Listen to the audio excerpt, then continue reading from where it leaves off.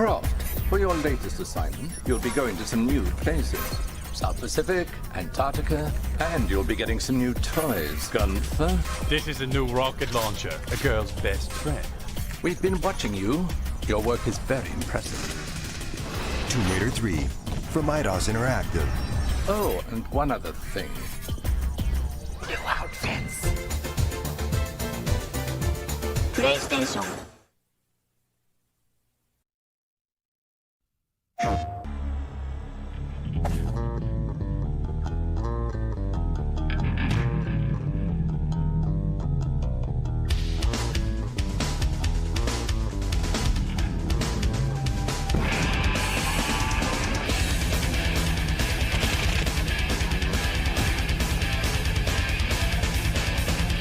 Tomb Raider 3, starring Lara Croft.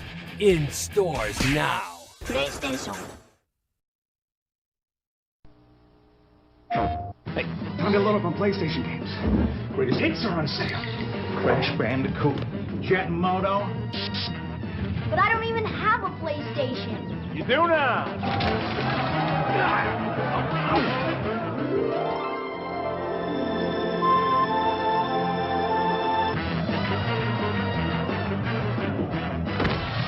Mom know about this? Who? PlayStation.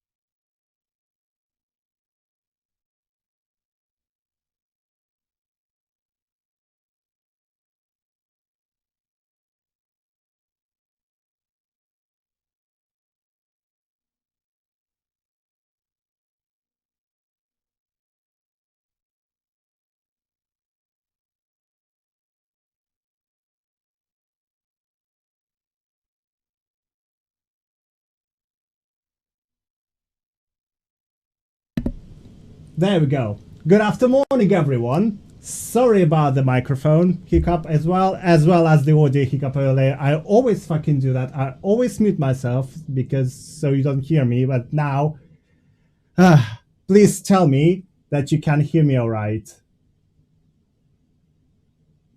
I will wait for a second.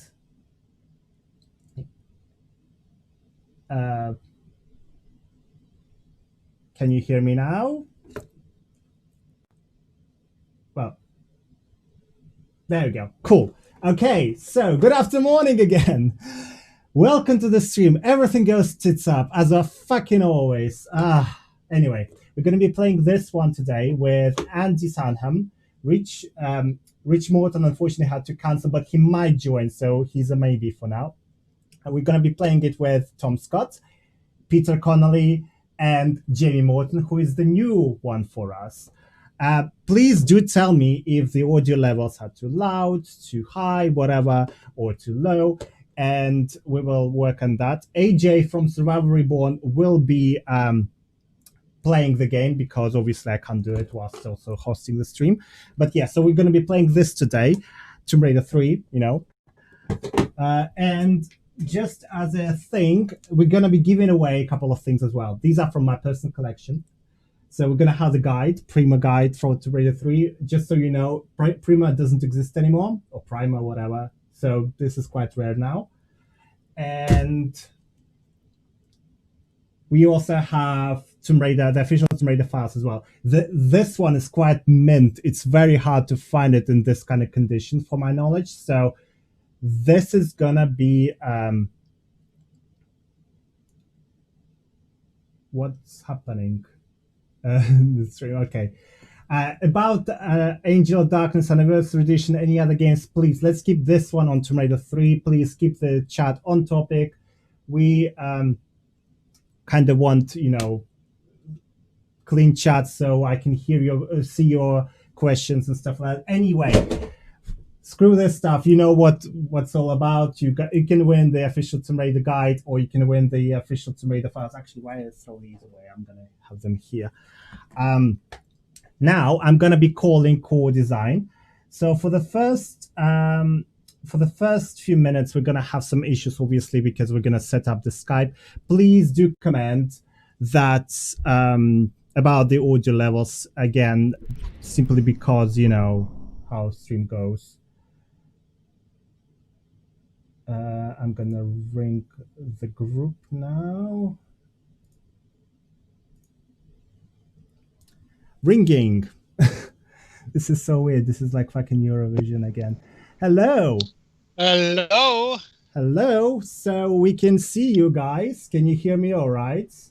Yeah, we can hear you guys. Great. I'm just gonna share my screen. Tom's in a library. Can you see me now? Hello, everybody. Yes. I'm in the dark. Oh. This is Andy Sandham on your screens right now. So guys, the way this works is you can see the active speaker. So whoever is talking, they will be broadcasting. Andy, you are actually frozen right now. Can you restart your camera, please? This is Andy Sandham, level designer for the London levels of Tomb Raider 3. Works is you can see the active Peter. Oh, I can hear myself. Someone has the audio quite loud. Right, hang on. This might be me. This is Peter Connelly, the sound designer.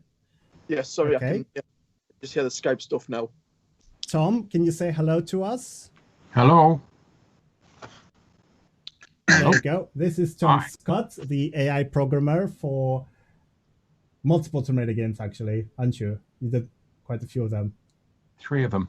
3 of them, there you go. And Jamie Morton, also level designer. Jamie, say hello so we can see you. Hello, hello. Oh, you're also frozen for us. Could Andy and Jamie, could you guys restart your cameras, please? Restart the camera now. That's yeah, just turn them off and on again. There is like a camera button. There you go, Jamie, we can see you all right now. Okay. Great. Can you hear me? Yes, we can. Can Unfortunately. we just... Rude. Right, we will see these guys later on. You will see them. Right, so have you guys played Tomb Raider 3 anytime in the past how many years? Since 1998. Hello? Hello, yeah. Yeah, we can hear you, Peter. Okay, sorry. Peter, is that you? Are you talking? That was me, yeah, unfortunately. That's fine. I just wondered whether my camera had come back on. I was going to say with my dialogue, you might need some sort of kind of like subtitles. What's the word? Subtitles. Yes, thank you. See. It's fine, Andy. If your camera doesn't work, it's fine. If there is some problem, you're frozen. Do you want to hang up and join again? Yeah, we'll do it. Yeah. Okay. There's 6 people in the call. There's also AJ who is not talking. He'll be playing the game. So Jamie, when did the last time you played Tomb Raider 3? Yeah, probably when it was released. I've never played it since. Tom, what about you? So yeah, a long time ago. Yeah, it might be true for me as well. Me and Andy did have a little session the other day, but I think that was on Tomb 4 rather than Tomb 3. So, however, I had to do some research today to remind myself about everything. Wow. There you go. We can't see Andy now. Great. Can you see me? Yeah. Yeah, we can see all right now. Yeah, no, me and Tom tried to play Tomb 3. We got to the Sophia part, which is kind of one of the bosses on the London level. And having designed that with Tom, we were absolutely atrocious. It was some of the worst gameplay I've ever seen in my life. It was. I actually did share that on my channel before. I've actually got the video. Yeah. Okay, cool. Oh, I can hear myself. 1 second. Everything is going to shit today. So I was telling people we're going to be giving away these 2 prizes today, one of which is the guides and one is the official Tomb Raider files. And you guys will be choosing whoever gets that, by the way, at the end of the stream. Okay. Right. Tom. Tom. AJ, do you want to start the game now whilst I get this going? I hope AJ can hear us all right. Cool, great. Okay, guys, so tell us what you're actually doing like now. I know we had a stream session with you 3, but Jamie is quite new to us, but let's just recap again who is doing what these days. Who wants to start first? Do you want me to? I'll go because I'm go on then. As the active speaker. So I'm subject leader of game design at York St John University. So I've been doing that been teaching for about 10, 11 years now. So yeah, that's me. Tom? I actually program tram simulators for training tram drivers. But I also just had a recent Kickstarter doing a role-playing book, which was really successful. So I've been doing some writing as well, so that's nice. Cool. Jamie, you? I am currently working at Ubisoft Dusseldorf, working on Assassin's Creed VR. Jamie, I was so close to be working with you end of last year. I was so close to getting back over to Dusseldorf Ubisoft. So yeah, I can remember. I think we spoke a little bit on chat or something about that. Yeah, that's dodge the bullet. That would have been cool. So what are you doing, Peter? Pete? What's that, Andy? I said we know why you didn't get our job now, Pete. Now Exactly. Yeah. It was looking good until I knew until Jimmy was working there. Yeah. So, Peter, what are you doing then? I will left you for the last because we have something to announce as well in the stream. So, what are you doing these days? And you're frozen. Your camera is frozen. Yeah, it hasn't. How do I get out of this? Hit the camera. Either close the camera and reopen again. I've got a little button on the cable coming out of the camera, which I've just found. Right. Okay. Yeah, I think I can see it. 2 seconds. There we go. Yes, cool. Now, cool. Yes, awesome. Yeah, right now I'm running a Connelly Music Limited, which is basically just me freelancing. I've been for the last 12 years now, working for various different companies like Ubisoft. And yeah, I've got some I'm working from my own office studio in County Durham, and there's going to be an announcement soon. So I'll let Ash do the announcement because I'm crap at shit like that. Sorry, Right. things like that. So in your chat, Are you pregnant? He is pregnant. Well, he looks like it. His camera is frozen. Again. Oh God, not again. Okay. Get better internet. You've got really hairy hands there, Pete. Hey, we live in the sticks here, you know. There you County go. Durham. We've got like I didn't know you got a any answers. 36k modem. It's like a luxury. Can we have a look at your hands again, Pete? What's that? Get them up next to the camera. Come on, Pete. Let's look at your hands. Whoa. Oh, he's frozen again. Keeps freezing his internet. Let's just don't steal leave my that. don't steal my Sasquatch hands. Yeah. Let's all show off the. I forgot about that. Now we're cooking. This is how a stream should start. Yeah, this is gonna be the entire stream, isn't it? Peter, your camera is frozen, but you know what? You'll look great on that one, so we're just gonna keep you like that. Am I frozen again?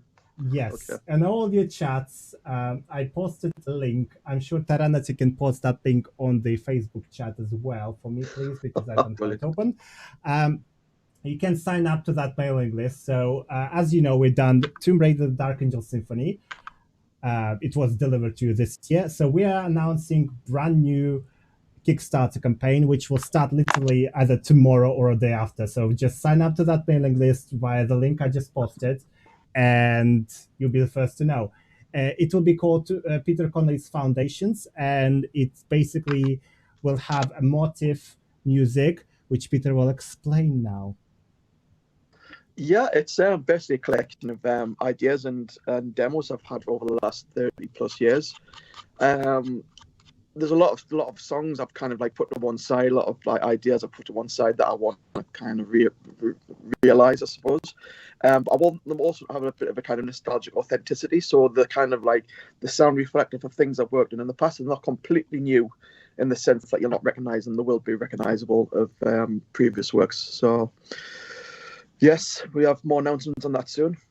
Yes, I wanted just to get sign work up on to that one as soon as possible. that mailing list that I just posted the link in the link. I'll do it again, just in case. Right. So, AJ, are we ready to dive into the gaming? I am indeed. I was actually playing for like the last 10 minutes. Let's restart. Yes, let's do it then. I'm switching to the game window now. Guys, you might not hear the audio from the game. This is normal because I'm streaming it like that. I just need to do some quick things here. Also, we gonna eat some words when we get to London. Yes, AJ was not enjoying London levels today. What? I know. Oh, is that what the post was about the other day? Is it Lud's Gate? Everything. I'm looking forward to Lara saying no. No. Is this the one we took Aha out, or was that 4? We did. You did took out the Aha from this one. Can you do some shooting for us, AJ, so we can hear the audio levels? Look at those beautiful tiled textures. It didn't jump left though, Jamie, so that was good news. Cool, I can hear it. Okay, so this is India, which was designed by Jamie. Is that correct? Indeed, it was. Yes, all of the India levels. Yes. So everyone, if you have any questions to Jamie, please throw them in the chat and we will read them out. I will just have my Facebook open so Tarana can moderate them for me. Oh. The secret there, Jamie. I forgot we had that leaf canopy. Yeah, don't miss this secret. But we were talking about this previously. The secret is if you jump left, you can finish the level. But I don't know if they patched that, or I mean, a patch used to cost about £200, £2,000, isn't it, to patch a disc? You used to have to reissue the disc, didn't you? Yeah, that's costly. Remastering. So hang on, can you go back to tell me this cheat? I'm intrigued. Oh. What do you mean? The one about if you turn left? Yeah. So I think one of the testers found that on the shipped build that if you jumped left, you could finish the level. So wow. yeah, I know. So It wasn't quite as bad as when they shipped the entire source code with shell shock, but it was. Yeah, so I can't remember what happened though, because you didn't used to get DLC, so effectively they would kind of have to rebuild the Gold Masters, wouldn't they, and then reship it. Was it this one that had the if you don't open the door underwater, you kind of screwed or something like that? Was it 3 or was that 2 or even 1? There was. I remember there being an issue that if you didn't do something specific, you had to start again. It might have been 1 that I think, Pete. Right. I can't remember anything about that. This really reminds me of being in that office with you, Jamie. Me and Jamie shared an office while he was making this level, and I have great memories. Just the textures alone make me remember being in that. They make you click. I got some questions for you guys. For you, actually, Jamie. Lion O Cyborg is asking, what's the water in Tony's boss? Tony is at the end of this section, at the end of the India levels. Was the water in Tony's boss fight actually set on fire like oil, or was it supposed to be boiling? Oh, I can't remember. I can't remember. Damn. Which boss was it? What happened? Tony, the crazy guy at the end of India. None of us. I don't think any of us, like I said before, ever played any of each other's levels. I mean, I remember.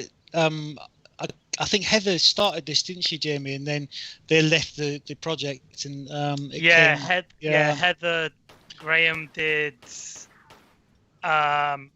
Maybe like maybe like a quarter of this level. So this beginning section, she started. And then, from there, I took over, the rest of the levels. But, she had started, a little bit of this one.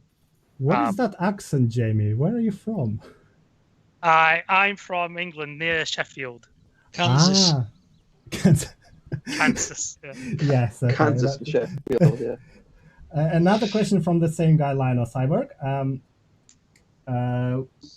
It's basically. It's from Ken Knight. Do level making tools from? Oh, sorry, that's Angel of Darkness question. As I said, let's keep it on Tomb Raider 3, please. Was the India design first, or was it developed on levels non-linear, like simultaneously or something? Do you mean were all the levels designed at the same time? Yes. Yeah, we all worked on our own separate level.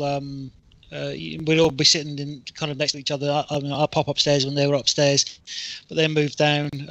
Tom and Jamie, after a while, we'd go down and see Pete and draw fruity pictures and pin them on his wall when he was out of the room.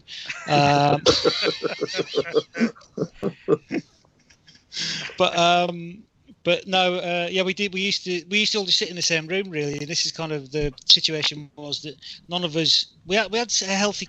Not me and Tom. Me and Tom weren't allowed in the real room. Yeah. You were. No, you all were. We're in another room with Troy Horton. Because was that a psychological aspect why you couldn't join the other team, or it was just we hated them? Yeah, I thought so. I think it's because we weren't both in the team at the start, so we weren't allowed in the room. How long did it take you guys to make one level? Sorry, interrupted you there. It's a bit hard to determine, I guess, because in some cases you're working on multiple levels at the same time, so you don't necessarily complete a level fully and then move on to the next. You're kind of working on parts of multiple levels, but I guess it's a couple of months per level. Yeah, we roughly.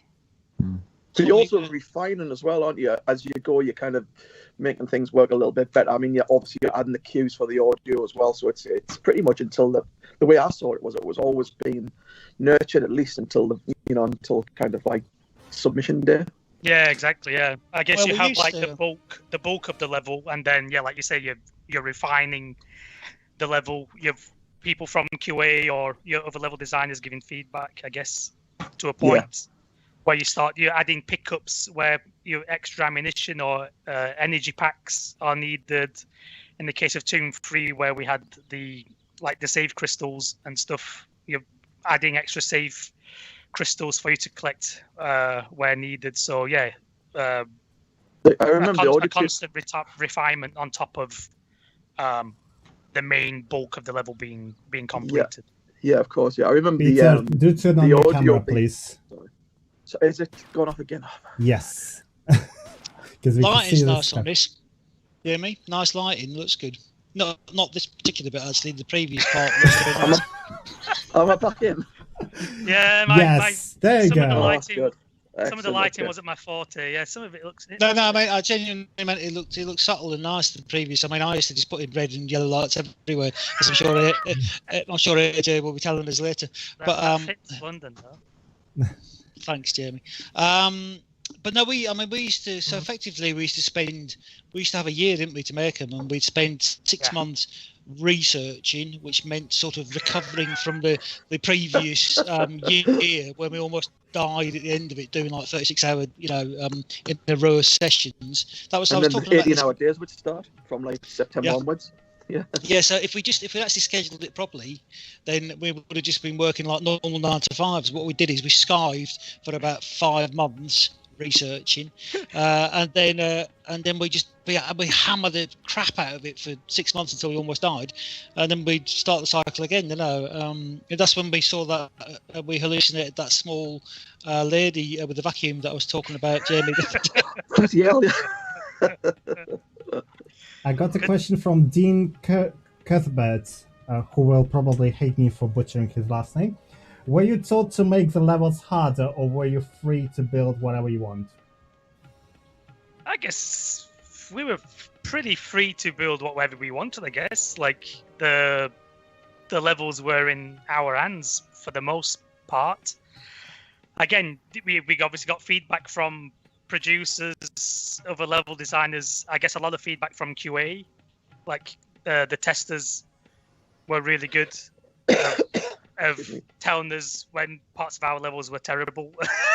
It's like, you need to change that, it's too difficult, and things like that. That's how I kind of liked the way core design worked, was you were kind of left open to kind of doing what you wanted within reason, obviously, of course. Yeah. Rather than how it's done these days, where it's all on storyboards and you got to follow this kind of protocol, that protocol, and you kind of lose the kind of creativity doing that. So it's one of the things I kind of also note about core design. Very different time for game development, for sure. Definitely, yeah. Can I just say, I spent ages programming the monkeys so that they'd show you where the health packs were, and no one ever noticed, and everyone just shot them instead. I did that. Yes, you are. Yeah, yes, exactly. I can remember that. That was awesome. But it's true. Yeah, everyone just shot them in the face. Yeah. I was looking at a level thing today, and I thought, I don't know if anyone has ever noticed that they actually show you where the health packs are. They just shoot the bastards. I did. They're petrifying. They're monkeys. I didn't have a clue about that until you mentioned it there. So. Yeah, I had no idea to actually show you that. Destroying any endangered species, Laura goes out of her way to destroy them. But these are not endangered, though. Yeah. They're what, Ash? They're monkeys. They're not endangered monkeys. Right. But there will be now, because Laura kind of destroyed quite a lot. But tigers, tigers on the other hand, Laura has her new job could be a zookeeper. She just doesn't know it yet. Thanks to AJ for playing through this. Doing a grand job, AJ. I would have. Are you trying to be on his good side because London? Yeah, well done, AJ. Keep going, mate. I hear that there's a really nice level coming up. I got further questions for you guys. We just seen some green crystals in here, which are health kit crystals here, but in the previous games there were save crystals for PlayStation version. What was the decision to remove these save crystals from PlayStation version in Tomb Raider 3? I can't remember who did that. Go on, Tom. Yeah, no, you do. Well, all I was going to say is, right, so my memory of it, I mean, I hated the save crystals. I think that partly it was because, so in the PC you can save it at any point. F5. So the trouble was that on the PlayStation, you've got really strict TRCs. So basically, you can't ever allow the player to save the game in a position where the game would then be unfinishable. And if you had, I don't know, 2 pixels of health left, and you saved it mid jump over a pit of spikes, then you've basically screwed yourself, because you can't then load the game without instantly dying. So I think it was a way of basically forcing saves at only certain positions. But well, you knew that there's something dangerous coming up, or if there's a save crystal. Yeah. We because we were talking about this in the last stream, that the sort of save crystals have made a comeback, not save crystals, but getting to a save. So like the bonfires in Dark Souls, because you get a huge sense of achievement if you reach a save crystal. If you can save anyway, you've got a constant feeling of safeness, haven't you? Which removes the jeopardy of kind of playing difficult levels. Yes. Right, that was a question from Vadberly. Sorry if I pronounced it wrong. Another one, I just want to say something from Jimmy Bimmy. I just want to say a big thank you for making these games. I was only young when these games came out, but I used to watch my dad play them in the 90s, and they were the best times of my life. Great. That makes you feel old, doesn't it? Yeah. I imagine you might have been playing the London levels. Probably not. I do like Aldwych, but nothing else from London. Sorry. I do like the inventory in the Tomb Raider games. I completely forgot how it was actually. The ring. Pretty cool. Yeah. It's the last game to have the ring as well, because in the next one they switched to a more modern kind of version of it. Right, I'm continuing with the questions. Were these India levels designs influenced by better Peru levels at all? This is from Apollo 353. Influenced by the Peru levels? Yeah, because there was a Peru that was cut from Tomb Raider 3. So was this level design, Jamie, inspired by those cancelled levels at all? I don't think so. Again, like Heather had started, partially on this level, so I think the India setting was always intended. Whether it was kind of inspired from a level what was going to be from Peru, I'm not sure. But yeah, I can't quite remember that. I know. Where is this? There's the Cambodia levels, right? Right. That was in Tomb Raider 4. That's 4, right? So maybe there was something with that, but again, I'm not sure if that was taken with that inspiration in mind. I think just Cambodia was just a really cool setting, I think that's why that was chosen. That's nice, cool architecture. It's nice light in there. It's subtle. Yeah, but AJ is cheating. He's making the brightness up and down because he can't see stuff, and for that. And for that, my dear children, I have the following to say, which I hope will work. There we go. Shame on you, AJ, from cheating with a thing. But Tomb Raider 3 was when we first introduced all the extra triangles, right, in the flooring and stuff. Yeah. So we could have a little bit more interesting geometry.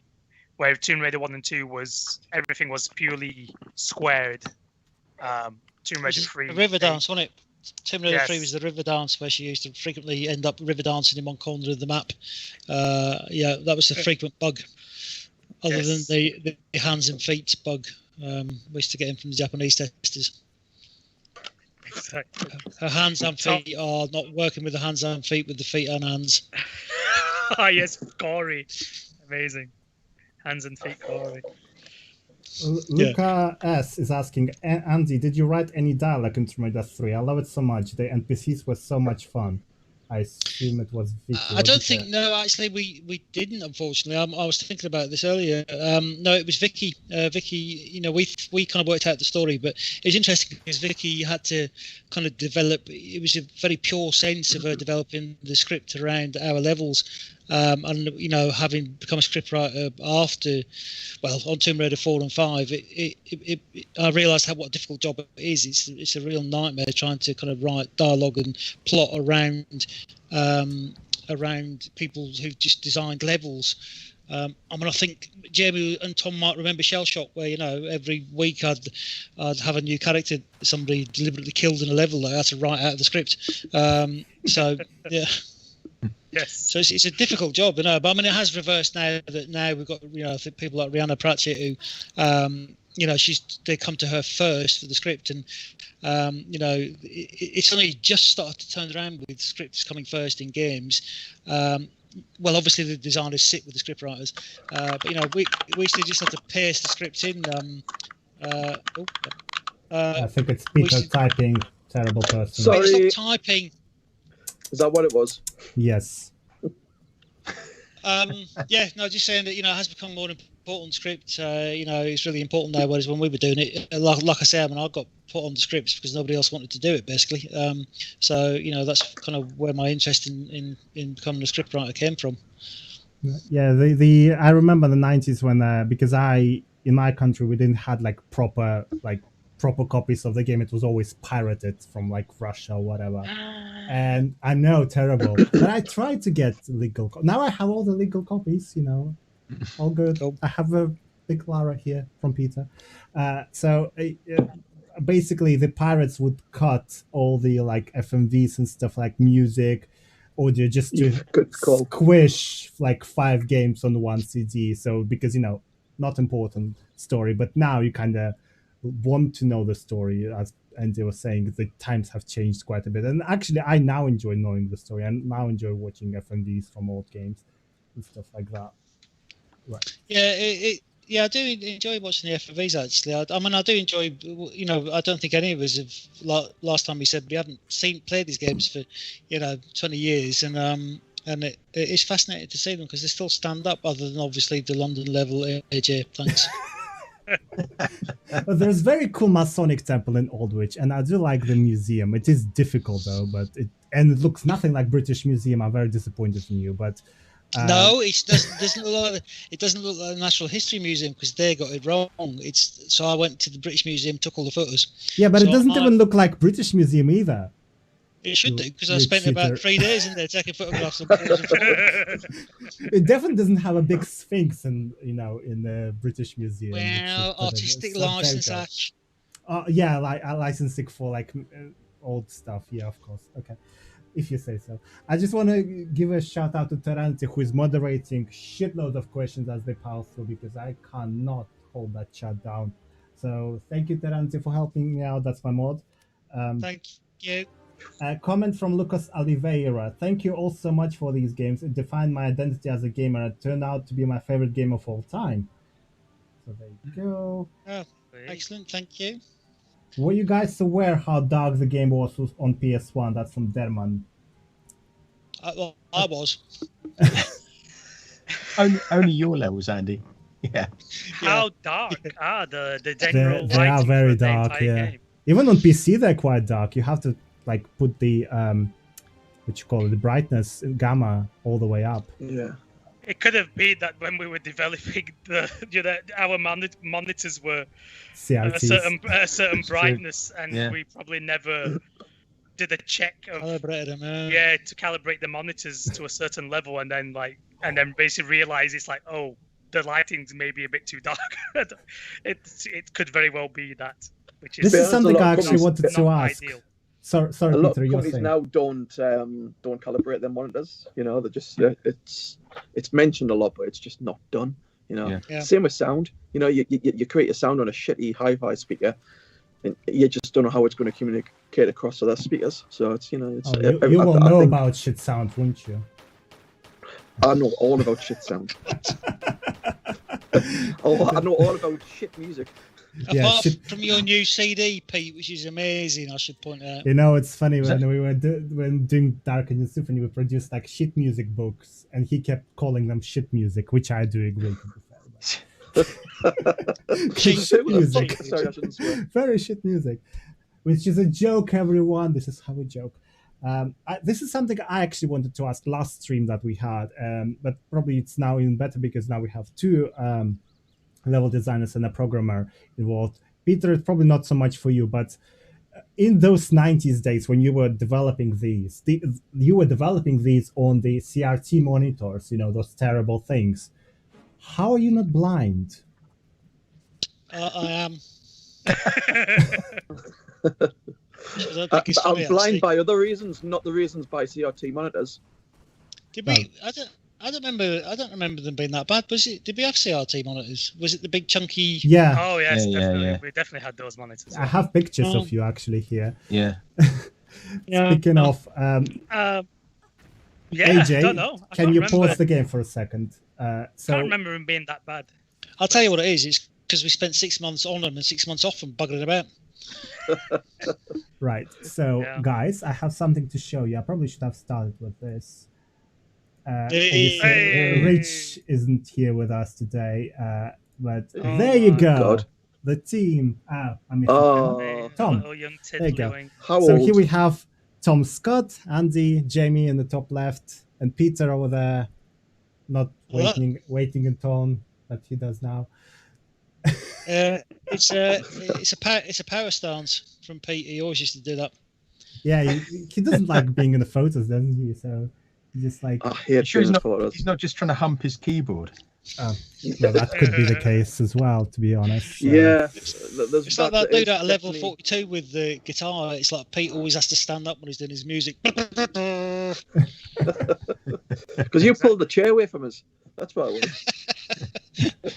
I was asleep under your desk. And there you go. You have those huge monitors. Things. I think that's probably one of the only people photos popping their head through the door. You used to pop their head through the door. You could see them in the kind of it was dark in the room, but you could see them in the little window bit looking in to see if I was there. And I was also to the desk going, "Fuck off." I think probably some of the worst things with those monitors are you sometimes used to get some like dodgy like refresh rates where you could see the entire screen just vibrating. Maybe that doesn't help for your eyes, I guess. Yeah. Okay, AJ, we're ready. You can continue. Yeah. So this is what really fascinating because I used to have CRT monitor until like 2008, 9, and my God, my eyes. Like I am like, well, I'm not that bad, I suppose, but still quite. There you go, the crazy Tony guy. All right, cool. Cutscene. Yeah, cutscene. Check it. I can't remember this. Did you do the audio for this, Peter? What's that? Sorry. Did you do the audio here? No, not me. No, this was Nathan Morton. Oh yeah. Is this got the one that's got Jodie Bob or that kind of the Australian guy? Oh, is she English? Yeah, we used to always do Willard impressions. Yeah. He's Scottish. Hello, Lara. How are you getting on tonight? Then, thank you. It's like a blonde-haired Curtis from Angel of Darkness. Oh, you remember Curtis? Look at you. Can't remember your own levels, but remember Curtis. Oh, he's a bit thin. He's a bit thin, that fella. Curtis was fatter. Did you do the Angel of Darkness as well, Jamie? I can't remember. I only worked on it for a few months to help out, so it's not doing anything particularly exciting. Is this 2 or 3, not Angel of Darkness? And we know, Captain Obvious. I do remember we always used to have to. We got a lot of the props farmed out to us for the cutscenes, and we used to have to. You'd be in the middle of doing something, and they'd go, "We need a crate or something for a cutscene," and then you have to go off and build a crate. So usually the props were quite crap in the cutscenes because we just do them in about 2 minutes and get back on with the levels again.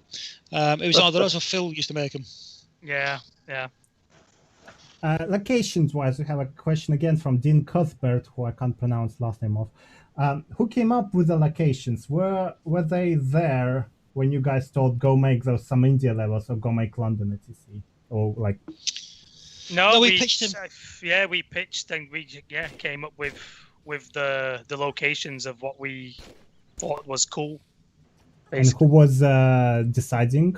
Was it the entire studio or just Jeremy? No, it was Jez. Yeah, Jeremy and Adrian, I guess. I do remember going into Jez and him going, right, tell us what you want to do. And then I was good thinking, oh, Christ, I want to do London. And I was like, can we do London? He was like, yeah, all right, I suppose. So I do remember a meeting where I think we went in as a group and we had to just tell him what we wanted to do. I've got a memory of that. Do you remember that, Tom? No, I think that might have been before I got there. Because I got in right. Yeah, okay. 2 or 3 months later, didn't I, after the start, I think. Yeah, that was before me as well. Like India was already started. Yeah. When did everybody start wearing a cord then? 1967. Yeah. When did everybody start? 93 for me. Was it 93? Wow. Okay. I was there way before any of you lot. Yeah, you were on QA, weren't you, or something in the early days? Yeah, I was in QA for a few years. So this Tomb Raider 3 and the India levels was my official first level design job. I was promoted out of QA as level designer for Tomb Raider 3. Yes. Yeah, we were glad to have you, Jeremy. Yeah, there was some nutty Q&A that were trying to get the job, and I think we requested. But for instance, Dave was great. But I think we just wanted you because you're a bit more clued up, clued in, clued on. Sounds right. Clued on, yeah. My English is terrible, and you guys are not making it better. Thomas Isaacs, a story question. I don't know if you guys can answer this, but I hope you can. There is a Billy, the guy who blows up the rock in Antarctica. It's in the opening cutscene, which we haven't seen, unfortunately. Was he meant to be in a story because his character doesn't get featured again? I can't remember the character, but we do remember Willard because we, as I say, we used to. That was one of those things we used to walk around the office doing impressions of him. Hello, Tom. How are you getting on today? In our best pseudo awful Scottish accents. So no, but I think we, as I said, we shifted a lot of things around when we were designing the levels. So it might have been planned, and then we would cut. Back in those days, we weren't adhering to a strict sort of script. We just we did what we wanted, and then we go to Vicky and then say, sorry, we've cut one of those characters out and killed them. Yeah, blame Andy for the lack of that character anywhere else in the game, I would say. Did you kill he didn't. He's like final boss in Hero. I for some reason thought he's dead. Give me 2 ticks, guys. 2 ticks. Who voiced the other characters? This is a question from Spacebuds 93. Tom. Tom? No, I didn't. Who did? I don't know. Who voiced the what characters? Just the other characters in the game. Oh no, I did. I went down to the voice recordings for 3. So 3, that was when it wasn't at side, so it was kind of in a little back room somewhere. It was somebody that Andrew, what's his second name? Thompson. Andrew Thompson, yeah. Yeah, Andrew Thompson knew some sound guys down in London. It was one bloke who had a little studio in Soho, and we would bring in actors, and they would read their lines separately, so there was no coherence between the lines. So, you get somebody asking a question, and then the other person would answer it in a completely different tone of voice and that sort of thing. But no, it was a nightmare. Yeah, all the actors thought that games were complete shit. So, I spent hours just trying to say, can you just try to read that like you sort of like you're an actor, without saying that, because obviously they get even more moody. But it was just this complete disdain for the fact that games were some disgusting medium that they were getting. It got a lot better when we got to the side, but we were still having. Actually, one of the actors that really got on my tits, excuse the French. He also was on Tomb 4 and 5. And I spent hours trying to get him to read a bloody line like he was actually acting. And it was supposed to be this, it was like a Russian character. And every time he read the line, it was like he wanted to read it like that. And I was like... It sounds Italian, to be honest. Well, I'm doing sorry. I don't sound like that. And Russian is my first language. Just so you know. Do a Russian accent. It's a really heavy-duty Russian accent. Say, what do you mean do a Russian accent? It's my accent, naturally. But he was doing this ridiculous caricature accent. Over the top. Yeah, and I was just kept saying, just can you just sort of Be do it normal. normally? Yeah. And he was just not having it. It was like, who's this stupid man talking to me about games? I'm an actor. It's got a lot better since, obviously. Yeah, it's strange of that, isn't it? Yeah, just how now obviously games are perceived. It's big money industry. And so for even like with the new Tomb Raiders and Uncharted and Grand Theft Auto, is like very big story-driven games. Well, like I was saying, we big named actors as well. So I auditioned what's his face out of Red Dead Redemption. Remember we got him for Griffin on Shell Shock. Yes. So he was the main character out of Red Dead Redemption, and his first job in games was Shell Shock was Griffin, and I was playing Red Dead Redemption, and I thought, bloody hell, that's Griffin, and so I found him on Twitter and just said, did you did Shell Shock, didn't you? And he was like, yeah, that was my first job, and my second job was Red Dead Redemption 2. I thought, bloody hell. So Shell Shock did have something good came out of it. Shell Shock is not as bad, I think. What? I never played it. That's very kind. It's very kind of you. I never played it, to be fair. That's why I'm just being nice to you all. I'm off tomorrow, so that's why I'm being nice to you all. Well, you got it. No, I don't think anyone enjoyed making that game in any way, shape, or form. People were dropping like flies. Go on, Tom. You were in charge of that for a while. You have to. I just I've erased it. It's your fault, Tom. I forgot about that. It's your fault, Tom. Tracy Chapman is saying, "Hello, everyone. Phil Chapman is hiding." Ah, right. I was going to say we should get Phil on one of these. We should get Phil on one of these. Yeah. Yeah, definitely. Phil will have animated this monster, won't he? Oh. Yeah, Phil animated this fella. That's for sure. He did. Yeah, Phil did an amazing job. And also, I'd like to point out this was another one. This was like my first, probably the first monster I did when I was just trying to get it a bit more Zelda-esque, where you just couldn't just shoot it. This is my actually favorite level in India. This because of Shiva, and also this is the gay wedding I never had. So this looks like it anyway, with a crazy monster. That'd be some wedding. Yeah, I know, that would be hilarious to have. Imagine like, this is the mother of the bride with 6 hands. But it was cool. It was cool getting these characters in. The Shiva character was really cool. Completely unexpected. Tracy, give Phil a kiss from us on the head. It's been too long, Philippe. I'm just trying to find some more questions for you. Was Lara supposed to have a knife in this game? This is from Goran.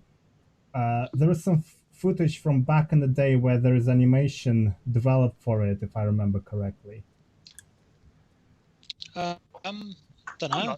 I can't remember. Yeah, I don't know if I'm not sure where. I guess I don't know where a knife would be entirely useful. I mean, have hand to hand, like a small stab or a slash. Yeah, but in Compound she has no guns, so like Nevada levels, which we will get to because there's good NPC programming from Tom to talk about. I think No, all I was going to say is I think you're right. I think that does ring a bell. I think there were discussions about it, but it might have been because there just wasn't room for the animations, because suddenly adding a load of knife animations would have been a pain in the arse. I mean, the other thing is it might have been to do with the age rating. I've got the feeling that actually knifing someone might be seen as worse than shooting them for some reason. For the classification. You can unload a whole clip of from an Uzi, but yeah, knifing them is... It's a Bengal tiger. Yeah. or a small monkey. Who was going to show you where the ammo was. Yeah, fucking right. I'm sorry. Oh dear. But yeah, I guess, I don't know, I think a knife as well, you would have to have... Would you need certain other hit reactions from the enemies as well? And... Who was it? It was Joe, wasn't it? Complicates things. It was Joe doing animations. Darren Wakeman did. Yeah, I think most of the Lara animations for Tomb 3. No, he didn't. He did. No, it was 2. He did them. Yeah, No, Daz, he did them on No, 4. Stuart did 2. It was Joe on 3, I'm telling you. Yeah, it was Joe on 3. Yeah, man. No, there was. I'm convinced it's 2. It might, if not, it will be 3. No, I sat next to Daz on 4. I used to work with Daz on Fighting Force when you lot were doing 2. I sat next to Daz, and then when we moved rooms, maybe it was 3. It definitely was 3. Yeah. I think Yeah. I think Joe then came on, and he also started to take some of the animations for Lara, just because I think there was quite a lot of additional animations. But I think Darren did say half. It's funny, you know. half I'm and half, actually. for example. I'm just having a sub conversation with Darren Wakeman at the moment on Facebook. If you want me to ask him, I can do that. Ask him why he kept going home at 5 o'clock when we all had to stay till 10. Because he's a wiser man. That's why Joe came on 12 pound. Ask Daz about that story about when he fell asleep behind the speaker at a nightclub. But he somehow managed to sleep for 6 hours behind the speaker at a major nightclub. Sorry about the clacks. I have a question. Sneaky reload there. For the community. What's the fastest time anyone's completed Tomb Raider 3 in? Sorry, say that again. Sorry, say that again. What's the fastest time someone has completed Tomb Raider 3 in? What's the let's ask the chat. What's the record? Is this a question directing at what's the bake off tonight?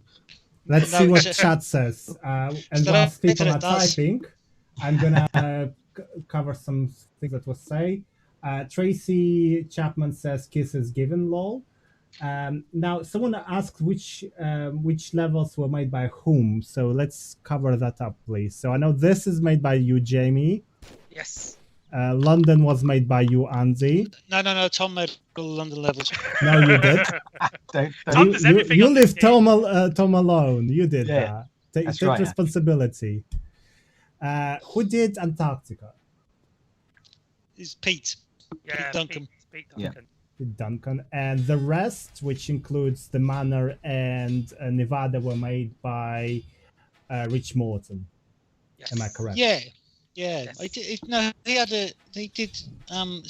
We shared Nevada, didn't we? Rich had his own level. Did we not do the?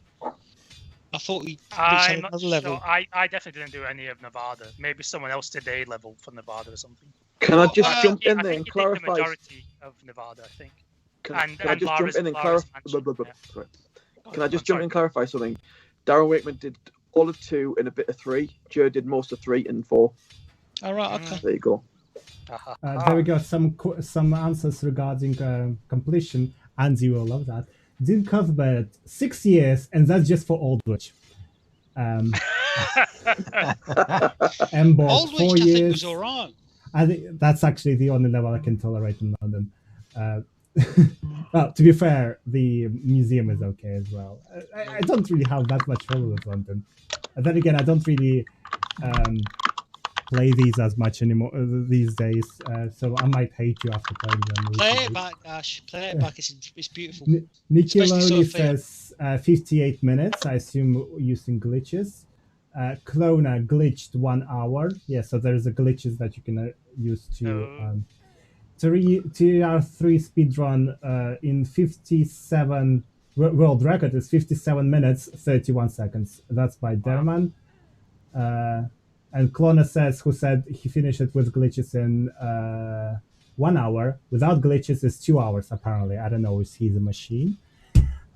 Without glitches, 2 hours. That's what's a glitch then? Is that like what's a glitch? So you can like maybe there's some parts of the level you can shortcut. Or like you were saying, like, if you jump left, then you complete the level. Yeah. Obviously that trims off, like 30 minutes or something. Yeah. So that was a year for like 57 minutes. So that's a good exchange of work versus time enjoyed. Okay, come back to the. Did Heather start making a couple of levels before shifting to Project Eden? That's by Ken Knight. Exactly, yeah. So I love Project Eden. She started the first India level, and then basically she wanted to move across onto Project Eden. Yeah. Oh, I've got a question for you, To Jamie. be involved in that from the beginning, basically. So Can I I think ask she you a didn't want fan to waste question? time. Jamie, can I ask you a fan question? What this is, I keep trying to tell people this story, but obviously now I've got it directly from the Jamie's mouth. So, what did you find in that the room from the rebellion knobheads? And I'll say that officially. What did you when they chucked all the Tomb Raider stuff out? There's a lot of stuff in this skip. We used to have a room, didn't we, full of Tomb Raider memorabilia that rebellion effectively just chucked out. Well, a lot of it, got put in. A lot of it got put in a kind of warehouse at Rebellion head office. Oh, right, really? I know somebody that worked there and took a photo of all the memorabilia. So whether it's still there or not, I don't know.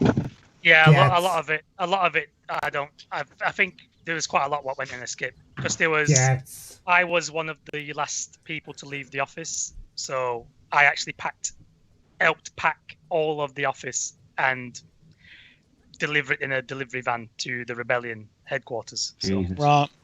Jesus Christ! I know I did message them. They said they didn't respond to me. They follow me on Twitter. Surprise. But they don't own anything. They don't own anything Tomb Raider. So no, exactly.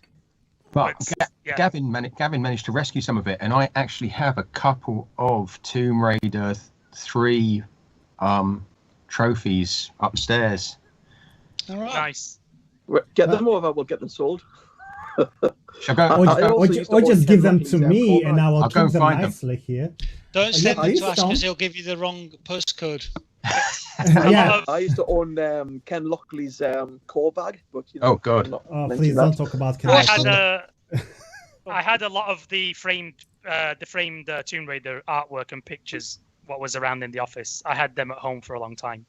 eBay and some other stuff. So like the art, like the kind of those fancy art Bible things they had printed, where they had all the nice like Pantone color swatches and T-pose characters.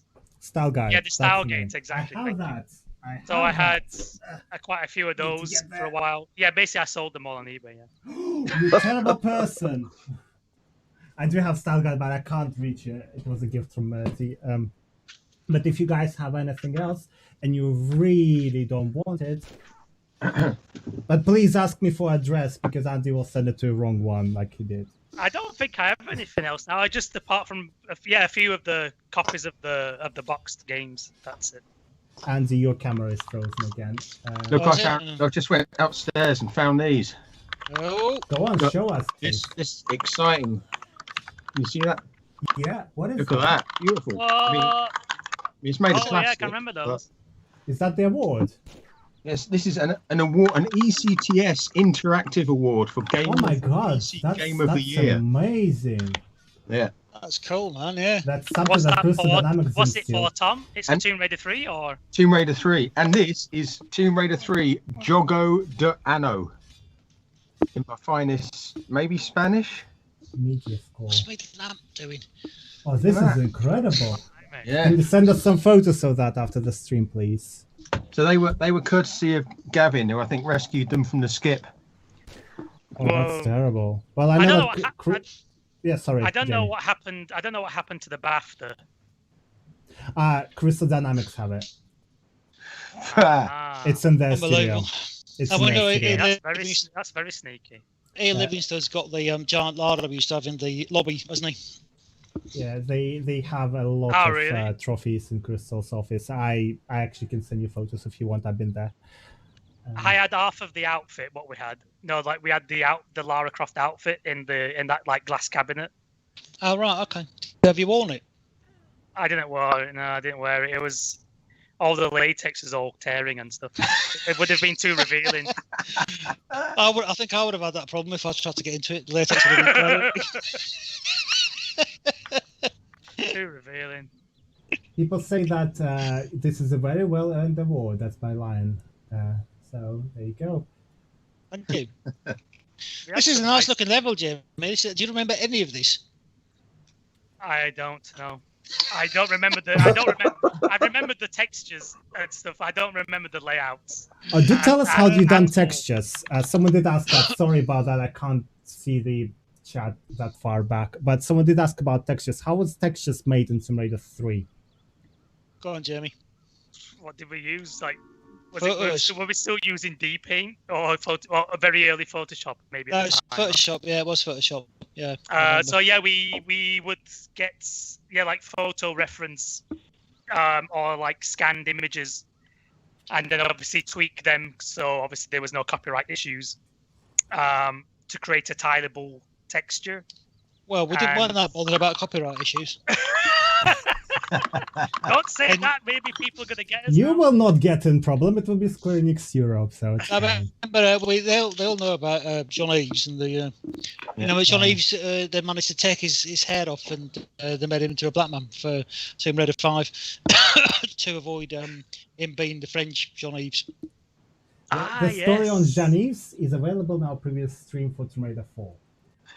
There's a question from Stubby110. Question for me: will there be such interview with former members from core design for Tomb Raider's Angel of Darkness? We actually done it with Murty and Peter. Look up on my channel. It's been a while back though, but yeah, we might do it again. Actually, yeah, we might do it again because we haven't finished it. Maybe Jamie will join us since he done some of the Angel of Darkness. So what about Shell Shock stream? I'm not sure. I will see about the interest. I will ask around. But what about the Rogue Trooper? Rogue Trooper, I think, will be the best. Now we're talking. Rogue Warrior. Rogue Warrior. Sorry. Yeah. Can we do a what was it called again? Smart Bomb stream. Hey. Yeah. On PSP. I did some of that. Yes, I was the main. That was on I was PSP, the main. yeah. I was the main designer on that. Were you? Oh wow. Do you know it's actually I enjoyed working on that? You can watch my interview with Jeremy discussing Smart Bomb on my channel. If you'd like. It's actually the only video on it, so enjoy. The question from Apollo353: where did inspiration come from when creating the meteorite artifacts? I can't remember who thought of that. It must have been Vicky. I think Vicky must have. I can't remember. I've got a vague memory of a meeting with Vicky. So we are there. I saw Vicky. Vicky was the mysterious lady that lived in the office upstairs. She was about our age, I think. And she wrote the entire script for Tomb Raider 1. And then we didn't really see her, did we? Did we ever see her for any meetings? No, you got the impression she didn't really like computer games very much. Well, she's turned her back on all of it, hasn't she? You know. Yeah. She could have been a millionaire like us now, but Oh! Look at that. What currency? Invisible thing. Oh, hello. Is that a bit of a... cheeky. I think you're supposed to use that. Was that on purpose? Well, we need to ask you. You made it. Did I do? That might be, you know. I think I did some texture magic, as if you're walking. I can't remember. Yeah, I think that was on purpose. I know I did that. I definitely did that in Tomb Raider 4 on the Temple of Karnak level, where I laid like a really thin room on top of another room to put the water surface so it looked like you were kind of walking on top of the water. Can I say, I've noticed in the chat window about 5 people mentioned Peru levels, and I've got no recollection of Peru at all. I think there is in a demo disc for Tomb Raider 3, you know how you have the globe where you select the level, and one of them was Peru. So I don't think we actually saw Peru, but it was one of the... Yeah, maybe, well, if that is the case, maybe it was, a super early idea. Yeah. Correct me if I'm wrong in the chat. I think it was probably just a complete mistake, and it was left on the globe and not removed. That's the thing that people have to remember. It's like not conspiracy. It's just like shit. It's just like stuff that gets forgotten or no one ever had any clue about. Sometimes you did start building levels and then they got changed. So I do remember, there was levels where we started them, and then for whatever reason, I think Jamie, I seem to remember you might have. We might have started building your own unique level for Tomb Raider 3, and then we just decided to just absorb Heather's level basically for purposes of time. I seem to remember, we all chose our own levels. And I don't know. I'm putting, Yeah, maybe. I know before I joined the project, I was playing around with the editor. Yeah. But I think I was doing something with like a snowy, yeah, like a snowy forest type of thing. And yeah. I think once I joined then Tomb Raider 3, basically it's like, oh, you know how to build stuff using the Tomb Raider editor. Do you want to now become a level designer on Tomb Raider 3? And yes, I bet you wish now you'd started building stuff using the Hammer editor and then ended up like Matt working at Valve. Well, this is I did use the Hammer editor for a while, but yeah, I didn't. It's interesting, isn't it? This brings us to a nice few questions about the editor, actually. Sorry, Jamie, I interrupted you for a second. No, it's okay. Go ahead. Yeah, there is one from Nikki asking whether you guys heard about the Tomb Editor projects. I have heard a bit of that from probably one of these fine folks, but I haven't looked into it myself. Neltharian asks, what do you guys think about people keep making classic Tomb Raider levels after 20 years? We're happy, yeah. I mean, I've said that from my own perspective, but I mean, it's just lovely that people still want to make these things, I mean, we didn't invent Tomb Raider, but we kind of carried the torch, and we, we had an amazing time building these things, and it was certainly the best job I've ever had, and I'm allowed to say that because I'm an academic now. Well, I work in university, and you know what? No, of course you're you not do, allowed to. So, also, your camera is frozen. What about you, Jamie? Yeah, I think it's fantastic that people are still interested. You continue to be interested in the old Tomb Raider games, and if they take like fun and enjoyment out of building levels, that's fantastic. It's really good. That's what you want. I think that's what I think that's what really like all game studios should encourage, that a community kind of continues like doing things with your game outside of the game. I think that's a really good thing. Yeah, you want other people to take your ideas, don't you, and then build on them, Yeah, exactly. If you've got that strong community of people.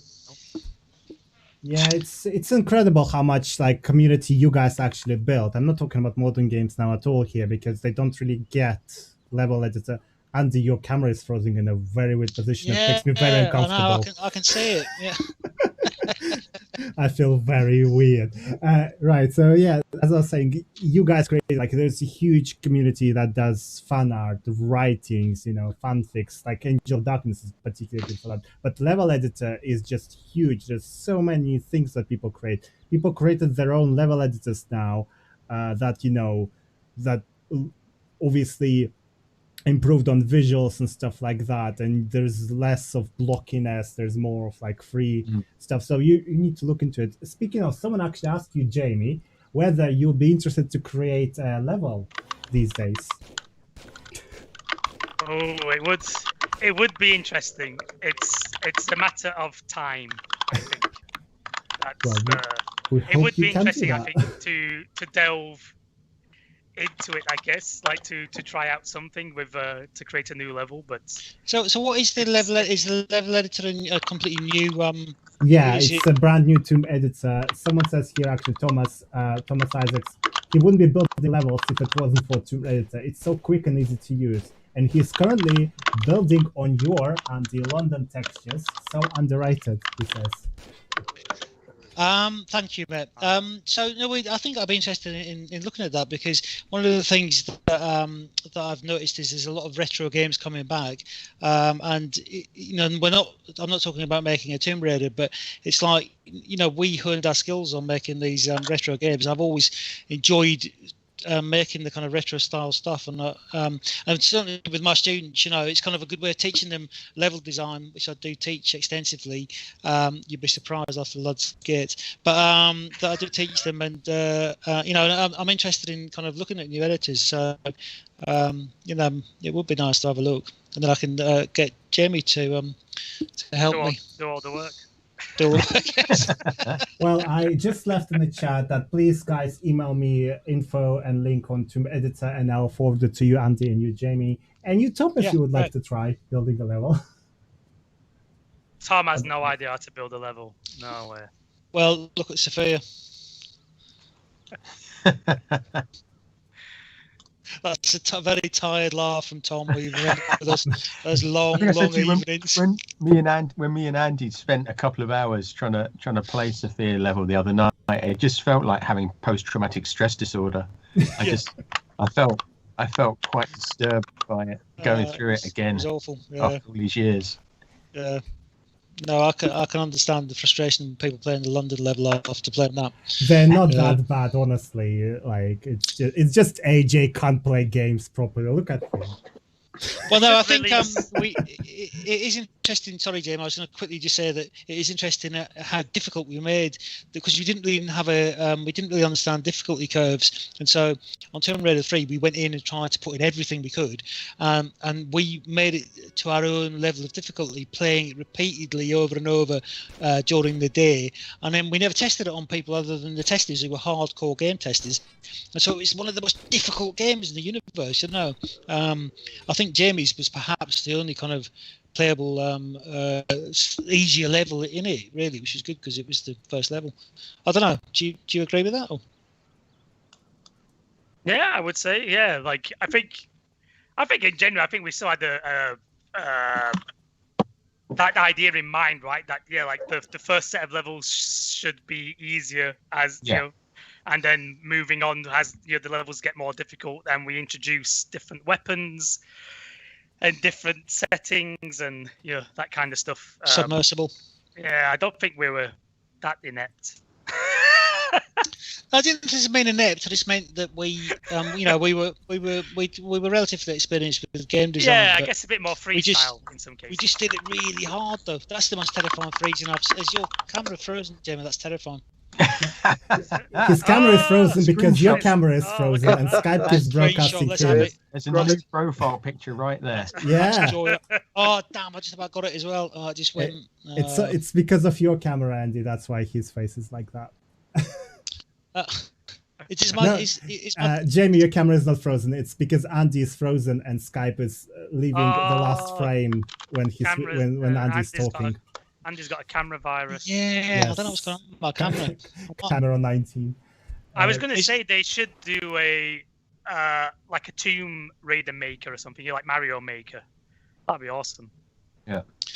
Well, I can't anymore, can they? Because obviously, Preaching to the choir, preaching to the choir. But, there is a question from Kathy Shaubi. I'm very sorry, I pronounced that wrong. He uses Tomb Editor in his game design workshop. Any tips for students on level design from Jamie and Andy? Well, I think have a clear objective on your level is one of the main things. That if you've got a convoluted and complex level, you want to make sure that you've got little stepping stones along the way. So, if you can't see the exit, for instance, make sure you've got an enemy on a platform where that's the way to go, and then direct the player towards that. I'm saying all this, and Jamie's still a top quality level designer, so I should defer to him. Sorry, what was the question? Any tips on level design workshops for an academic? We're doing like workshops for students and stuff. Tips. Yeah. Well, it's quite hard, Jamie. It's because it's like because I've been doing it for 10 years. So I learned probably. Terrible person. I think I probably learnt more from the students than I have from actually being a level designer. Because you watch people making mistakes. But I think I was actually doing some level design reviews of some of the students today, and I think the clearest thing from a player perspective is you need to know where you're going next. And we used to hide the route, but I think things like Dead Space started using the objective display, and you realise that obviously hiding the route isn't part of the gameplay. You want to hide the route in plain sight effectively. So that's absolutely. Yeah, I think the Uncharted games are like fantastic at doing that, of having natural landmarks in the level design. When you come over a crest of a hill, you will get that awesome vista, and you can see where your next objective is, essentially. Yeah. There's a really, I can't remember who did the talk, but there's a really good GDC talk. I think he was one of the Disney Imagineers, and he does a talk on the Disney theme parks and how basically that's a really good thing to look at in regards to level design, because the Disney theme park is just that. It's designed with natural landmarks and landmarks of all the major attractions. So as you're walking down the paths, you'll see these major attractions, and then you take a choice. Do you want to go left and right? There's interesting things for you to look at as you're going to that attraction. And basically that boils down to what people try to achieve in level design as well. I'll tell you one of the best. Sorry, Jim, as I jump in. Go ahead. Just to say that, following on from what you're saying, is that one of the best level designs I've ever seen was, as a whole, was Titanfall 2. Strangely, and I'm playing that. Have you played it? I started playing it quite a few weeks ago, actually. Some of the end levels in that are fantastic level design, and it's really a kind of being marketed as a multiplayer game. But they redesigned the levels around you, and it's beautiful. It's a beautiful piece of level design. So I would advise. Sorry, and also I was going to say that we used to get Guerrilla Games in, and they used to do talks for us on level design. One of the things, exactly like what you're saying, Jamie, is spectacle. So they would always say, as opposed to orientation points where you can kind of orientate yourself quickly in multiplayer games, they would always have a spectacle point, where you come out into a vista and you go, my God, this is amazing. And that was, when you come out of the cave in Ultimate Underworld and you suddenly realise you've got a whole world in front of you. So Guerrilla had a list of things you were supposed to do that I think they utilise in Horizon Zero Dawn. Yes. Remembered the name. Damn. Yeah. I was like, I knew the name from somewhere.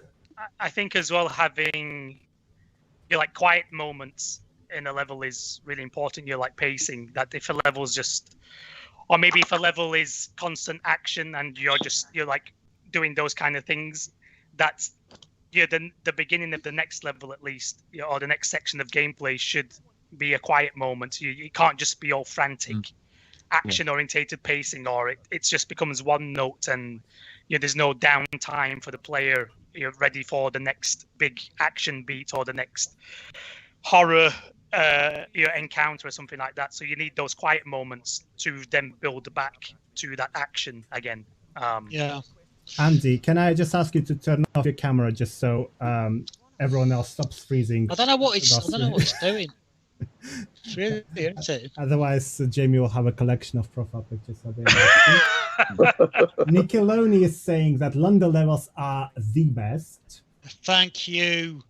Kaleido Star PH is asking, what level was the most and least changes and edits to? Like, I suppose it's for both of you, Andy. For what do you mean? Like things what we maybe redesigned, or? Yeah, like which one of them was more polished than that? That you.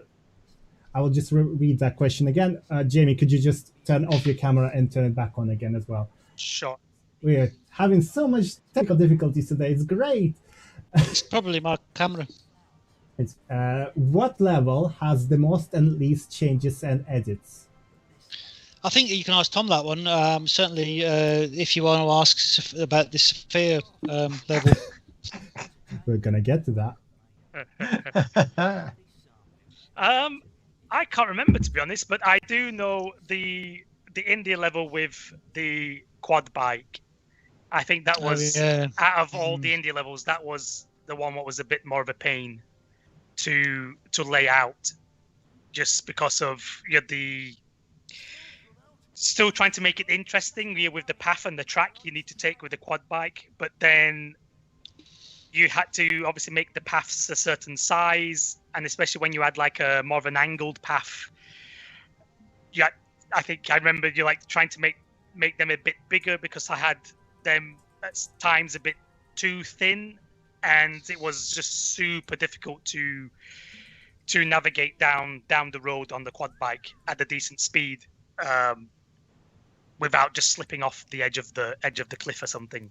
So I think that I probably had to change areas of that level the most, I would say. Yeah, it was vehicle areas on it.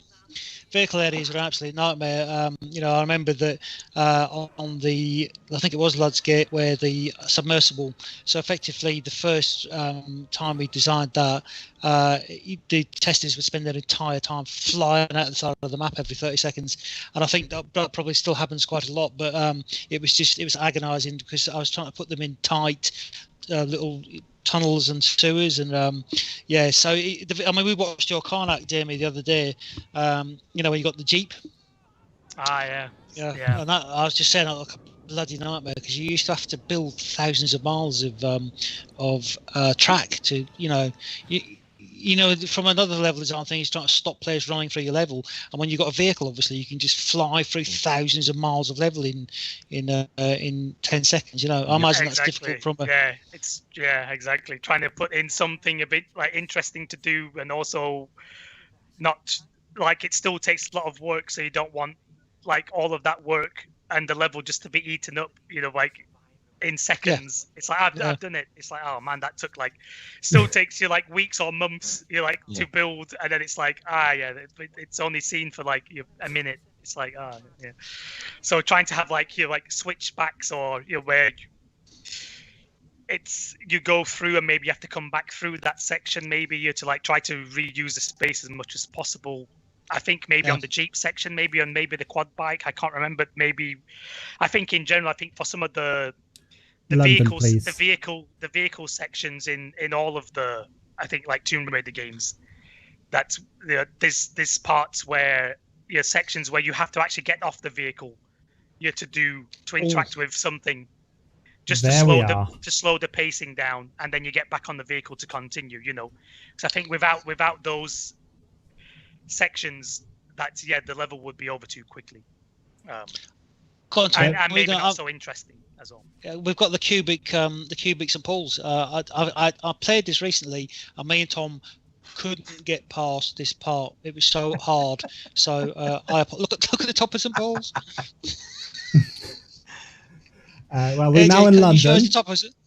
Oh, yeah. Do you think Sir Christopher Wren would be such a famous architect if he'd actually made something looking like that? Oh, Jesus Christ! A little stumpy lump. Where's Pete gone? Has he gone for a poo? Probably. Yeah. Thomas Isaacs is asking whether it's probably for Tom or Jamie to answer. Did you have the ropes planned for this game? India was supposed to have swinging vines, I read. Maybe. Was there the idea of having swinging vines maybe for India? Possibly. Yeah, I know we added those in Tomb Raider 4, right? Like the ropes. I think ropes were a real problem, and I think it may be that we tried putting them in, and they were just too many technical difficulties. They probably got abandoned. Would be my guess. I can't remember if they were originally planned or not. I'm not sure. Maybe we went like there's the zip lines. Maybe that was the alternative solution. Yeah, I think so. Yeah. I think Gibby might have had a go at it. Yeah, Gibby might have had a go, and then Chris told him to fuck off. Or told us to fuck off. Don't you fucking swear in my stream, Jesus fucking Christ! Language. I'm actually doing an impression, Ash, of Chris used to. That was basically his only mode of communication. Communication was to just tell us to either F or C off or shit off. It used to be quite a frequent one, I remember. Which is it? Tomb Raider 3, which has the mine cart. Yes, in Antarctica. Because I can remember Chris. Go AJ. I can remember Chris, I think, put in the minecart in the last week of development or something. It's like, I'm not doing that minecart, I'll do it later. Which he kept saying for about 6 months. And then it's like, Chris, the level's built, you really need to put in the minecart. So we can actually test it out with the minecart in the level. It's like, that level is horrible. It's so difficult. Oh. Yeah, and I think that's why, because the minecart went in so late that it was just like, well, that's it now. That's how it has to be like that because we don't have time to do anything else. I've got a lot of time for Chris though, because I cannot believe, in retrospect, he didn't kill me. Because basically, I'd never been in a computer game. I came from university. I'd never done any game programming before. So about 10 times every day, I'd be going, Chris, how does this work? I don't know how to do this. And how he put up with that, I just don't know. In the exact same voice. Yeah, that's how I used to speak. So interesting how it's interesting how we chose the climbing textures, because that was a way of hiding the route in plain sight. But you kind of, there was no consensus across the level designers. You'd all just kind of choose your own climbing texture, and we used to obviously try and choose a texture that was partially hidden, but still fairly, because in the new Tomb Raiders they use the stupid clear wall where you have to, it's skill gating, where you have to use the pickaxe to suddenly jump across and stab you. But so it's kind of, that was quite a difficult part of level design, to try to kind of hide the texture. And I do know, AJ playing this, that we went completely the wrong way, Tom, and it's kind of like this is very much a case of me hiding the route, which is really bad level design.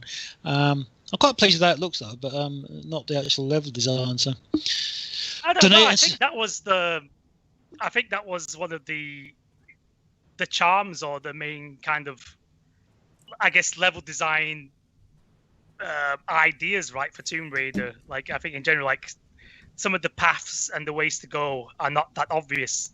Like, the entire level is almost like a puzzle in itself, right? You kind of have to work out where you need to go, or like you observe and look around and like, oh, look, it's a very sneaky little like gap in the wall. That's where I need to go. I think we did it on purpose. We did, yeah. But like Naughty Dog, they nicked a lot of stuff from Tomb Raider, and Naughty Dog, they always put bird shit on the platforms, and now they use a system of, they use a system of showing the route by readability. So you look at signposting, you look at a texture and go, oh, look, there's a little ledge. But Assassin's Creed uses it as well with the pigeon shit. Yeah, for sure. Yeah, I guess now, like certain things like that, the route is kind of signposted, I guess, isn't it? Yeah. I mean, now I guess in Assassin's Creed games as well, it's even far less of you having to physically kind of climb, right? It's really automatic climbing as well, It's much easier. That's the interesting thing. Is it like, do you reckon it's just because Tomb Raider was a retro, was a game which is 20 years old, or do you reckon it's like the equivalent, like Tomb Raider is the equivalent of like Dark Souls is for combat, Tomb Raider was for exploration? I reckon so, right? Yeah, I think that makes sense. AJ? Go on, AJ. Crap. I was just gonna say, like, games have become so dumbed down now. Everything needs to be handholded. Like Tomb Raider, white ledges. We had white ledges from the reboot. Well, no, actually, Legend all the way up until Shadow. Did you just die, AJ? Did you honestly just die? Maybe. Well, you deserve this. I've hit the boost now, AJ. But I think if they did, like a modern Tomb Raider with some of the approaches from like the old games, it would be considered like a Dark Souls experience, I think. Like, in general, it's like, oh, this is really hard. There's like limited saves or something. Like there's not much ammunition around, or you like ammunition and guns and energy is like pretty sparse. Like the secrets are a pain in the ass to get to.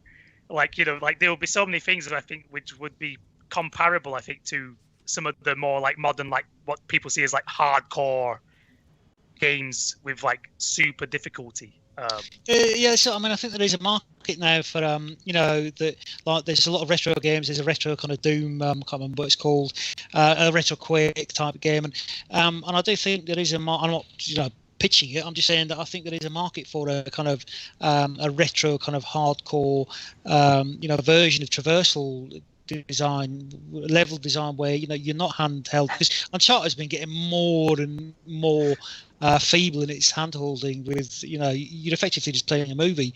And the massive rewards you get from something like Dark Souls, where you have to hammer it for hours. And the point is, you get a huge euphoric rush when you do it. And I think also what I was saying to you, I think, Jamie, before, that you used to work on the metrics as well. So you would have the D-pad, and it would be, you'd walk forward one step at a time, and you'd lock to the metrics of the blocks. And so it was much more like a puzzle, in that you'd have to walk carefully forward, lock yourself to the edge, step back, jump forward. It was like a metric puzzle, and now you just run about like a knobhead. Yeah, and I think that was I think on on Toby's part and the original developers with the first game, that was a stroke of genius, really. Like the using the metric to the advantage of the controls, that you walk to the edge. If you take a jump back, you're perfectly aligned to that metric block. Beautiful. Because I've friends, people who I've met have talked about the early Tomb Raider games. It's like my dad, loved Tomb Raider. I used to watch my dad playing it because he could use the controls. The controls were forgiving. He could just walk to an edge, hop back, make that run and jump, without it being so freeform. If you got used to the controls and the D-pad, you could still do that. You could kind of weave a little bit and time your run to make those jumps. But if you didn't need to, or you weren't pressured to do that, there was always that safety net. Okay, I can just walk to the edge, take that hop back, and So I think that's why, lots of people, I think appreciated the game for that, for those kinds of controls. I can actually remember designing this bit, and I've got a vague memory, and this might have been a fuck off from Chris. I remember asking, I remember there was a key hidden on that dude, and I don't think I invented that with regards to in Tomb Raider, but I think I'm sure I had to ask somebody if they were programming pickups on a corpse, and I think Chris. Do you remember, Tom? I did. I think I put in pickups on corpses, but they caused an absolute fucking nightmare, because if you had a critical, like a key, something level critical, if you managed to kill a corpse somewhere accessible, that we had to make absolutely sure that it was somewhere that Lara could pick up the pickup. Yeah. So I do remember. Yeah. So I don't mind this level. I don't know what everyone's complaining about. It was beautiful. Thanks, AJ. Doggy. Doggy alert. We have a couple of questions for you, Peter, just so you stop dropping your phone. Sorry, I'm having a bit of an episode here. Carry on. Aren't you like always? Love you, really. Blade of Mud, do you think there's a room for game-centric... This is actually coming back to what we just discussed. Blade of Mud, do you think there is a room for a game-centric Tomb Raider game in modern video games market, where the focus could be precision platforming, puzzles, and meaningful exploration like in the classics? Go on, Pete. Go for it. Oh, sorry, that's not for Pete. That's for everyone. That's for everyone. Sorry about that. Absolutely, yeah. Carry on. Go on, Pete. Now, what do you think? Yeah, we were just when you went for a poo, we were talking about retro games. As in, it's like there's a lot of retro games coming back with regards kind of recreated graphics. Oh God. I'll gloss over that. So, so I was just saying that would you think that there is a market for kind of a kind of hardcore, as this gentleman's asking or this lady's asking, is there a market for a kind of hardcore traversal platform game again? Because there's a lot of games coming out there now aping the old stars like Quake and Doom, and there's a market. And I'm not pitching it. I'm just saying that I've noticed, and we've always enjoyed making these games. And I thought, I'd like to kind of use that in the class maybe.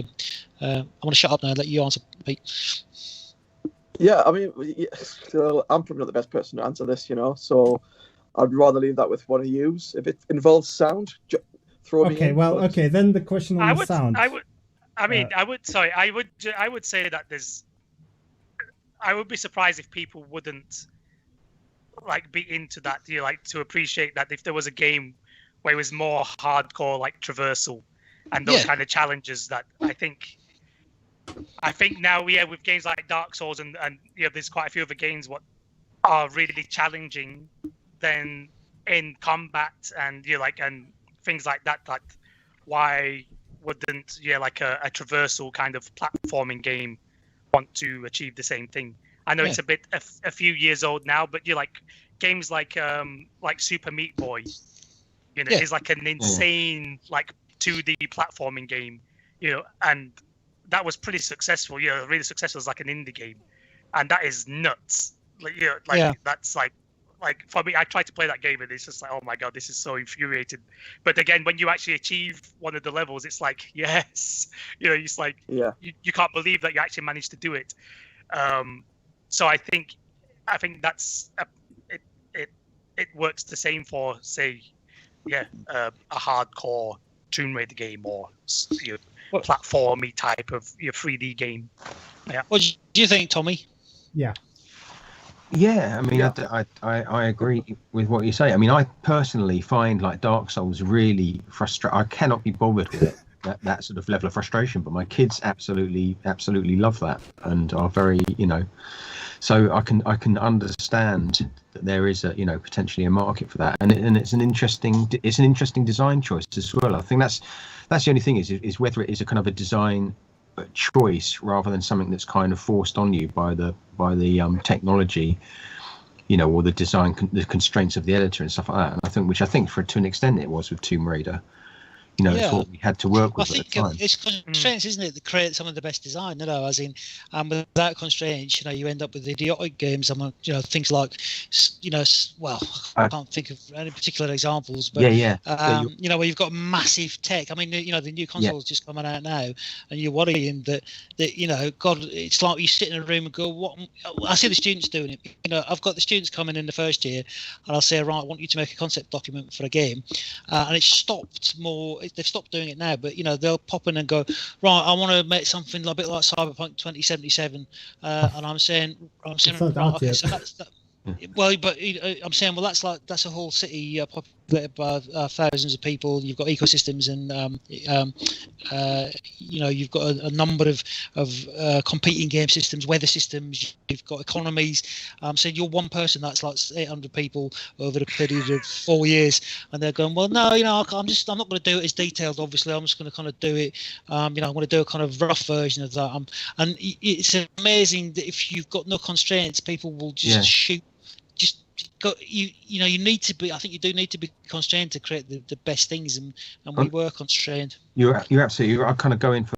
I'm afraid, like sad nerd that I am, I go in for quite a lot of sort of board game competitions and stuff like that. And the more constraints you've got, the better the design. It's like so hard to design something good when you've got no constraints. It makes for good design. The more constraints you've got, in a way. Yeah. Yeah, I would. Yeah. Definitely agree on that. Agree. Moving on. Sorry, Jamie. No, it's just I think there's been past projects, right, like from other studios, where obviously kind of, I guess, money or budget wasn't an issue, and they start working on the game, and with one engine, then at some point, because a new shiny brand new engine is out, it's like, okay, we're going to start using this engine now.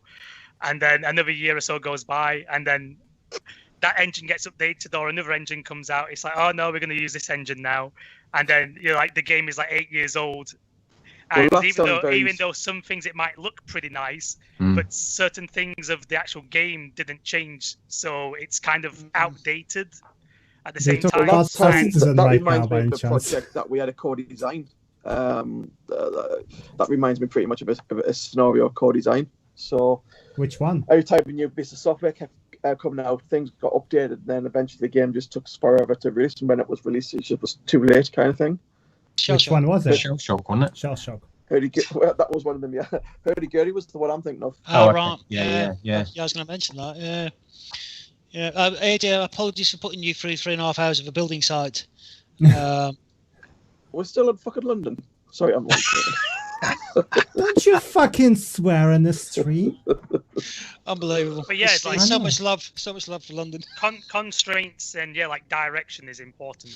Like on the case of like Angel of Darkness, where I think there was some decisions being made because of the recent other game, or games what have just been released. So it's like, oh, that we need to put that in the game now, and it's like, well, is that really Tomb Raider? It's like doesn't really make sense. But people are loving that, so we need to get. We need to put that in the game, and it's like, oh man, it's like that decision's made, and you have to do it. The game design now is being based on what other people have played, and it's kind of an amalgam of things from here, things from there, kind of thing. Whereas back in the day, it was all about kind of creativity and creating abstract and really obscure things, and then letting that kind of set the ball rolling. It's like the whole Tomb Raider thing was, it wasn't particularly made to be like something else, so it worked. Yeah, but a lot of stuff nowadays. I mean, it's reflective.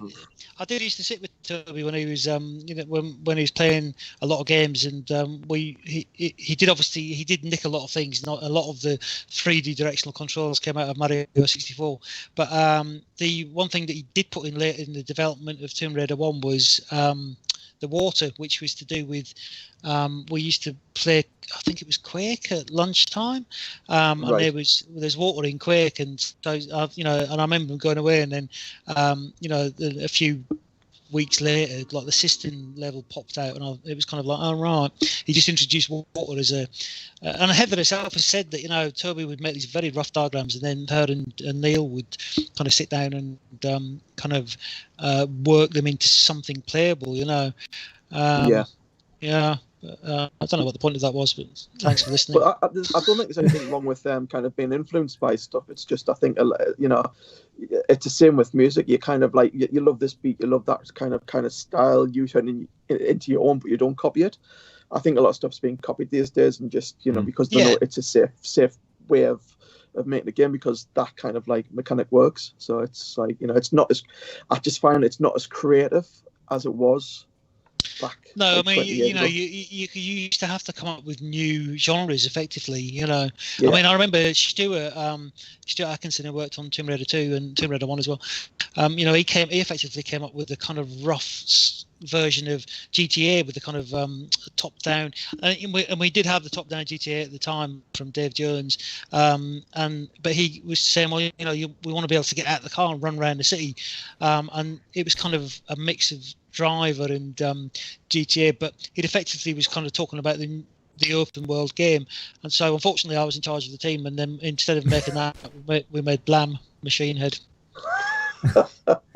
Did you know I had the idea for Grand Theft Auto back in 1993? Of what, Pete? I had the idea for Grand Theft Auto in 1993. Well done, mate. Well done. Well done. Yeah. Nice work. No regrets. Nick Burris.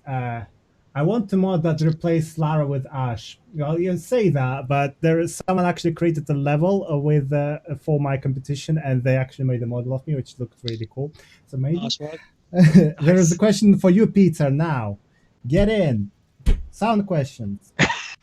Reason choice. Did you ever consider incorporating metal into soundtracks? Yeah. Possibly, I don't think the thought was there, but I don't think it was intense enough to be able to do something about it, because the kind of theme for Tomb Raider kind of already had been created, and I think kind of like diverting from that too much would have kind of took away the kind of the nostalgia and the authenticity. So it was there, the thought was there, especially when it comes to Angel of Darkness, which we're not going to talk about, but yeah, maybe in the future something might happen, so we'll see. Yeah, you never know. Maybe that album that you're doing. Maybe, yeah. Curtis, has a kind of bit of a rock theme going on for me. So let me just paste people the link where they can send them to know about the upcoming album for them. There you go, guys. Make sure you sign up there. Right. Another question for you. Yeah, sorry. No, I think for audio it would have been like, obviously we didn't really have those things in Tomb Raider, which I guess there's in modern games, but it would have been cool to have like say like metal music or different styles of music, which was more you like kind of like localized music. Yes. You know, so if you're going past like something there's an actual stereo or you're like a radio like situated in the level, and that could be playing a different style of music, right, which is not necessarily used for the main kind of audio or soundtrack to the game, but you could have those cool ambience for the level. Exactly, like cool pockets of music like that, you know, or like if a character's you're wearing he's got like headphones on, or he's got like his own little like speaker or something, so it's like localized to that character, and you can hear like the music what he's playing through his headphones is actually coming through on the soundtrack, you know. That would have been would have been an interesting way to get like different music in the games. I guess maybe it would be tricky to do at the time. Maybe just how the music worked on the PlayStation. We're quite limited with streaming at the time. I mean, now you can stream like 10.5.1 channels kind of thing. You know, so you can, there's a lot more bandwidth with regards to kind of sticking stuff in. I mean, I heard it going quite a lot when I was working on Watch Dogs. You know, you would walk past a cafe, you would hear some licensed music playing, but that's how it's kind of gone with video games now. It seems to be, rather than being focused on you writing 10 pieces of music and it's going to be used throughout, it's like, let's license 50 tracks and just kind of paint the rest. It's true. There's a lot of licensed music, I guess, now, right? In a lot of games. Yeah, I mean, with Watch Dogs, for example, there was a guy in the street playing the saxophone, and they just used a stream of somebody playing the saxophone, placed on him as an object, and it creates that ambience, and then you can hear the radio from down the street, it's different to how it was back then. That Norse chick who is actually in the chat, she did the good metal cover of the Angel of Darkness main theme, and we'll leave it at that. She can post it in the chat if she wants to, and it's actually very good. I had it as my ringtone for a while. I'm one of those people who changes ringtones all the time. Another question for you, Pizza. How much of sound effects work did you do for Tomb Raider 3? It was very minimal. I mean, to be honest, I started in September and the game was shipped by November, wasn't it? Yeah. I guess mid-November or something. Yeah, that's when nobody goes off for holiday season. For referral. But it's it was pretty much just kind of a lot of some of the dialogue in the train levels. I was kind of recording and cutting up this, that, and the other. I didn't do much more than that. I did write a piece of music. When I was testing the game, I was playing the game, and when I got to the end boss level, there was no music, and I thought I'd write a piece of music for that and see where it goes. But I think I might mention this in the last stream, but it was kind of like too late in the day to get like the music track stuck on the CD, so I kept that for 4. Speaking of that, the final boss theme you made for Tomb Raider 3, it's really cool how it was remade for Tomb Raider 4 on its base, while boss still sound different. This is from Little Lifesaver. Thank you. Sorry, Jamie, I interrupted you. No, I wasn't saying anything. Oh, did I interrupted anyone? No? Okay. I remember I heard the track. It was the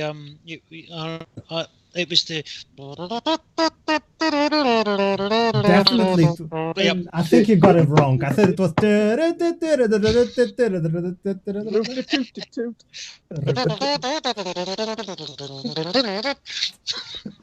A comment from Teranatse, who is moderating and doing a lot of work here with the chat, because our chat is batshit insane right now. Tomb Raider 3 was my first Tomb Raider, and I played the first level of India more than any other because I sucked too hard and couldn't pass it for many years. That one level was enough to hook me on Lara and Tomb Raider for life. Thank you guys for creating one of the best games out there. Thank you for playing it. Well, if we're going emotional there, for me as well, Tomb Raider is quite important. Like, I met Teranatse because of this game, so, she's from Croatia. I'm from a country called Turkmenistan, which is, please don't Google it, it's shithole. Sadly, you met all of us because of it as well.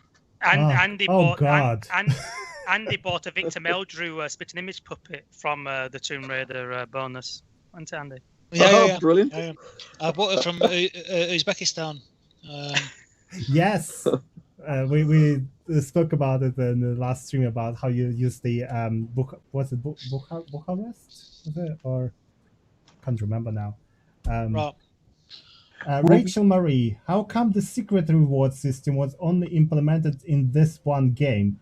One of my favorite aspects of Tomb Raider 3 is all Hallows level unlocked by collecting all the secrets.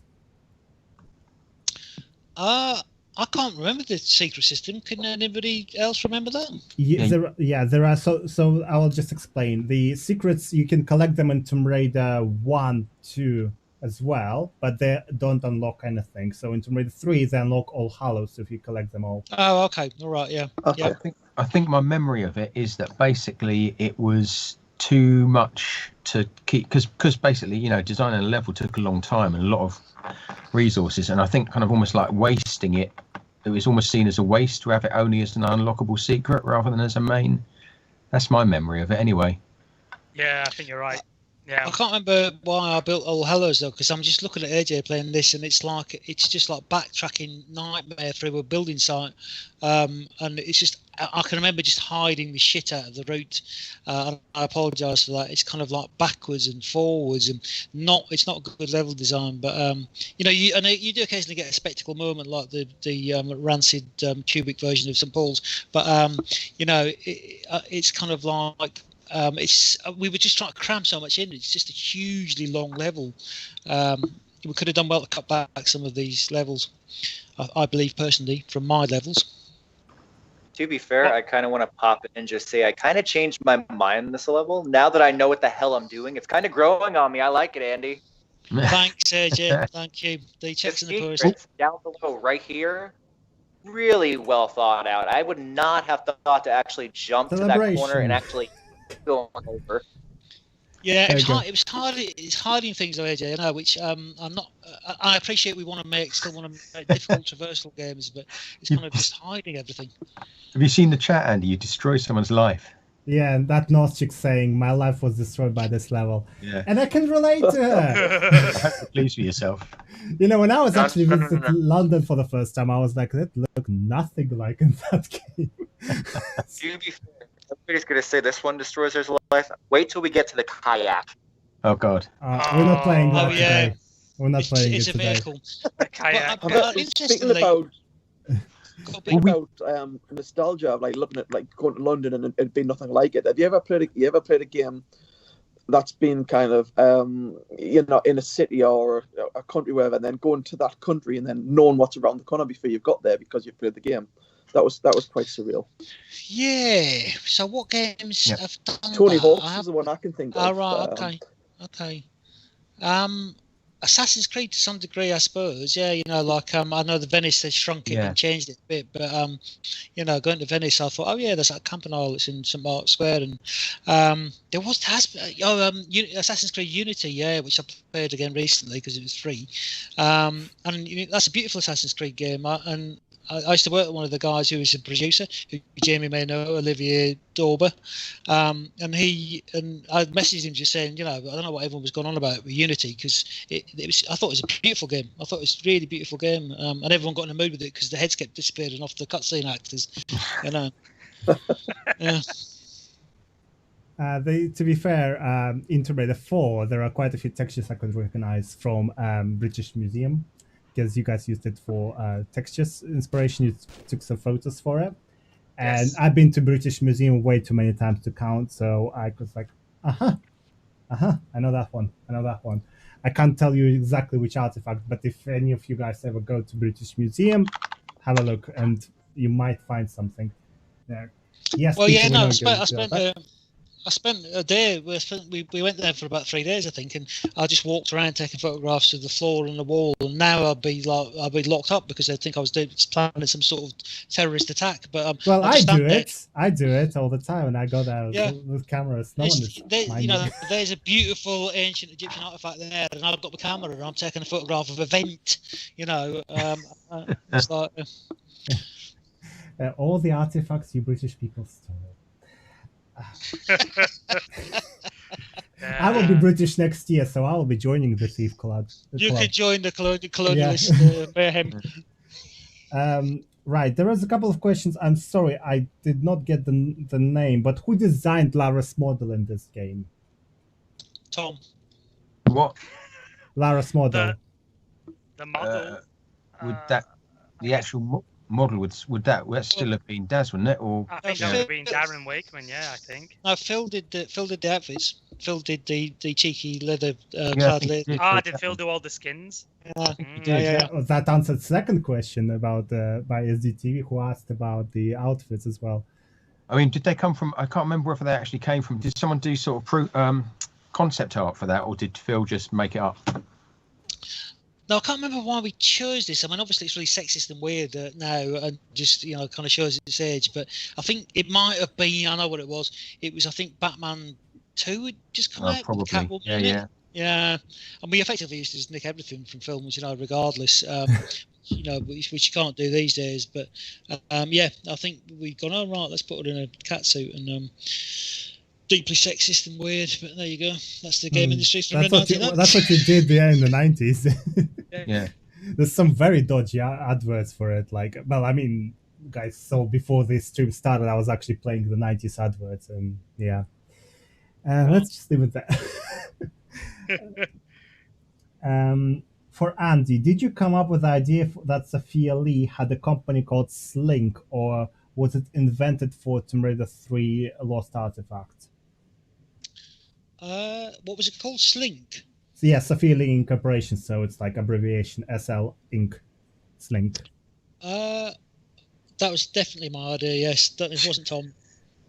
I have no recollection of that. I don't think you invented that, do you? Did you? I But I do. No, I didn't know. But I do remember. We probably. It might have been Vicky, but we did have to make another level using the same textures for the Guardian we were talking about the other day. We had to make. Was it Telegraph? We had to make a Christmas CD Times. Yeah, I got there in the end. Times. Yeah. But yeah, so we reused all those textures. But it would have been Vicky, I presume. Yeah. To all of you. This is from Francesca Penny. What's everyone's favorite thing about Tomb Raider 3? Tom. No, don't. Tom is your favorite thing. Hey! No, that's what I mean. It was Tom. Yeah. I couldn't get enough of him. That's when we first met Tom. Yeah, Tom. Yeah, I would say Geordie Tom Bob. as well. Oh, nice. Geordie Bob. Cheeky little face. Geordie Bob. All right, yeah. Friendship for life. You see. There you go. Deep and meaningful. Yeah. Beyond just the game. Crates of Red Bull. Go on, Peter. And was it Lucozade? Was it Larazade. Yes. Larazade. That was for Tomb 3, yeah. Was it Tomb 3? I thought it was. No, I could be wrong. I think it's Tomb. I think it was for Tomb 3. Yeah. I'm just trying to reach the bottle of that. We just get crates of that stuff, wasn't it? Shipped to the studio. Crazy. Gonna make it. Nice. Not gonna make it. When was this made? I think it was 1999. Actually, it was from the film. It was promotion for the film because there's Tomb 4 on it. Yeah. So. Again, you see, we were never invited to the film set, and we never really actually got. We didn't actually ever get pissed off with that, but Jez would come back and tell us about Angelina Jolie flying about on elastic bands, and we'd be sitting there going, "What's she got on about?" I did. That was a nightmare. Did you go to the set, Tom? No. What I mean was because I just remember it was like, "Oh, guys, I'll take you all to the film set," and then it was like, "Oh, guys, I'll take you all to the premiere in London," and then it was, "Oh, I'll take you out to the Odeon in Derby." I'll buy you the DVD. VHS. Yeah, which you didn't. Yeah, we got none of it. Yeah. Well done, AJ. I've got no idea how you've managed to get back there. Something must have opened somewhere. Wait, let's celebrate. Party. Yeah, well done. I have these emotes, mate. This is the To be best fair, one. I'm lost again. Do you want to go to the next level? It's like a maze. Go on. But it's on. Yeah. Someone says you're level skipping. Were you doing this before? Yeah. Terrible. Where is my shame thing again? There you go. Controls. Let's It have actually some does old the bell witch. sound as well in it. There you go. Wait a minute. Right. Nick Burris, whose idea was it for the giant spider for the final boss? So, Will we get to the final boss later? No, we won't. We will just cover the London and a little bit of Nevada. So in that case, I will tell you. So the final boss was, because I can't remember if that was Rich's idea or Phil's idea, but it was a nightmare, because that was someone. Because I saw in the chat someone said about what was the funniest or any funny bugs, and basically I don't know whose idea it was to design the final boss that was exactly the same size as the fucking platform that he was standing on. So basically, for the first sort of two or 3 weeks of the final boss fight, the final boss would regularly fall off of that platform and fall into the middle with the meteor. Or basically, it was an absolute nightmare. That final boss, I hated it, because its legs were the same width as the thing it was standing on. It's ridiculous. This needs to be scaled down by like 20% or something. Oh god. So just trying to keep it on that platform and not falling off, sliding off the sides. AI, Tom. AI. Yeah. Speaking of, we're gonna get to the is it Lud's Gate next level? It's Old Witch. It's got to be. No, it's. I think. Old Witch. We will play Old Witch. I must admit I can't remember the end game boss. It's like mutant. I have no recollection. Mutant. I like how I'm trying to like explain it with like multiple arms, like a spider kind of thing. So again, it was brutal. If you basically at any point went off of the circular platform you were on, it instantly, if you hadn't already stunned it, it basically it was instant death from a big blue ball of plasma. Nice. That is Dark Souls. It is. Is this Old Witch? What level is this, AJ? It is Old Witch. It is Old Witch. Yeah, this one is my favorite actually in London. This is my favorite level. Yeah, I'm just playing. I have no idea what I'm doing. Tell me when to skip, Ash. No, you're playing it until we reach Masonic Hall at least, because we will out Peter as a Freemason who is eating. Oh, yeah. My God, terrible person. Yeah, again, I took loads of photos down the. I remember it looking nicer than this. No, the texture is actually quite spot on for the actual Old Witch. The textures are quite spot on in some areas, like that tiled wall that AJ just been before the corridor. Did you break into disused subways, Andy? Well, no. You see, I didn't. I was saying this the other week that we weren't allowed to. You can go. Yeah, you can go now, but when I was making it, I actually have to get a load of books and take photographs of. Just scan the books in. Now, I remember this room being a pain in the arse making this.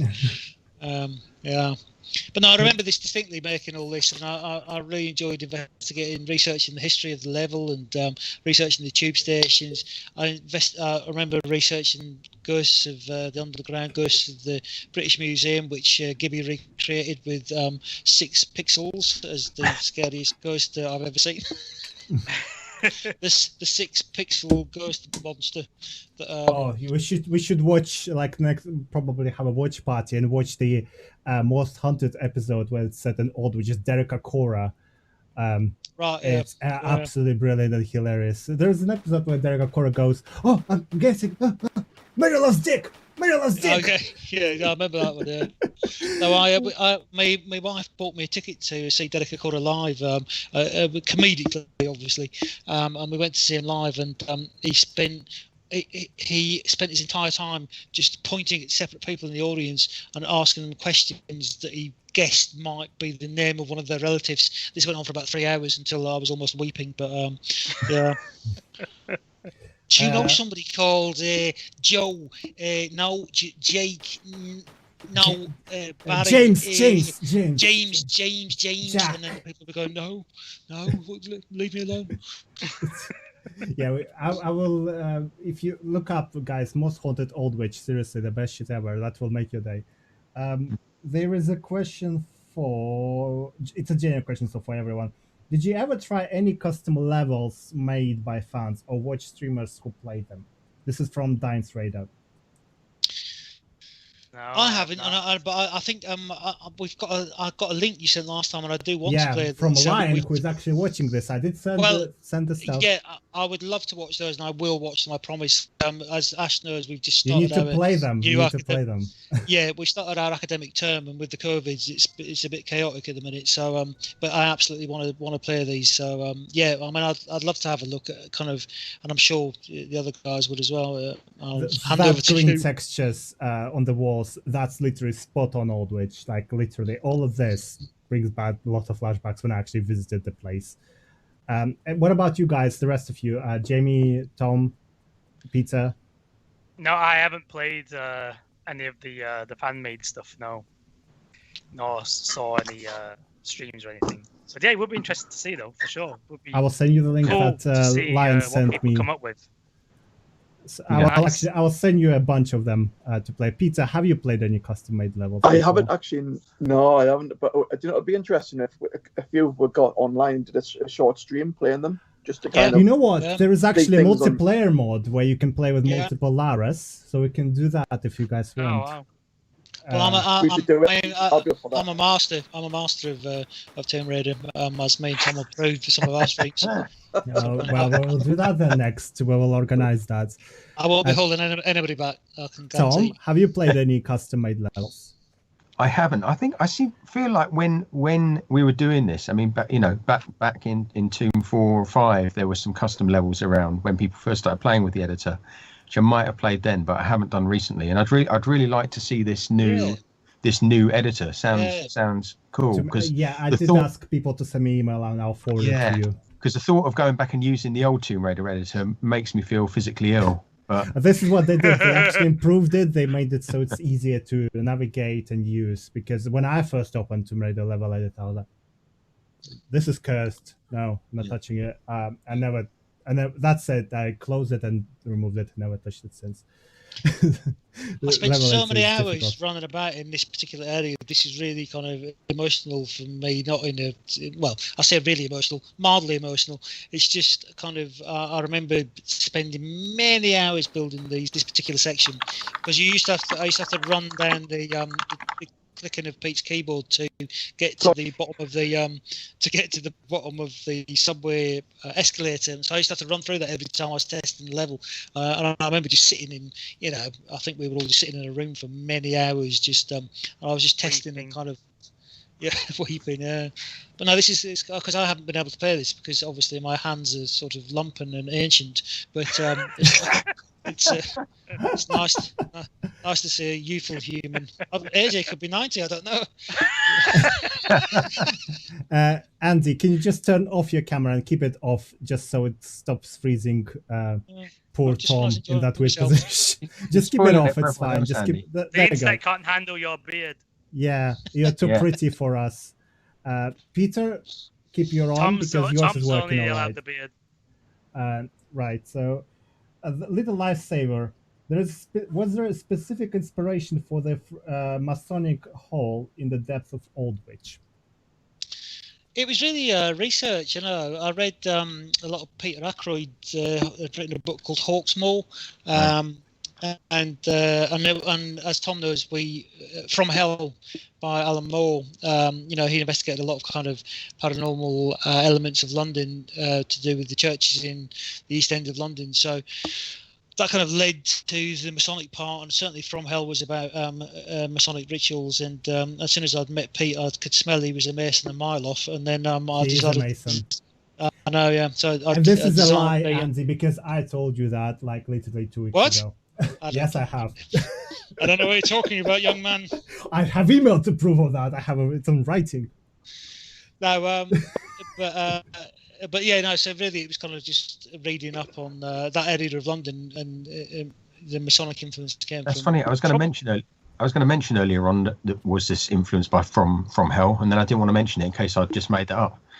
But no, I think we were both reading it at the time. Yeah, I think we were. I had the comics line on the desk in the office. And, yeah, I think we were both reading it. But it was, it was a lot of paranormal influences because, we were all heavily into paranormal. Certainly, I know that, we all loved Raiders of the Lost Ark, and that had a kind of hyper real vibe, but it was paranormal, but somehow realistic at the same time. And we wanted to try and keep that vibe. I think you sort of mystical, and it was a time of the X-Files as well, wasn't it?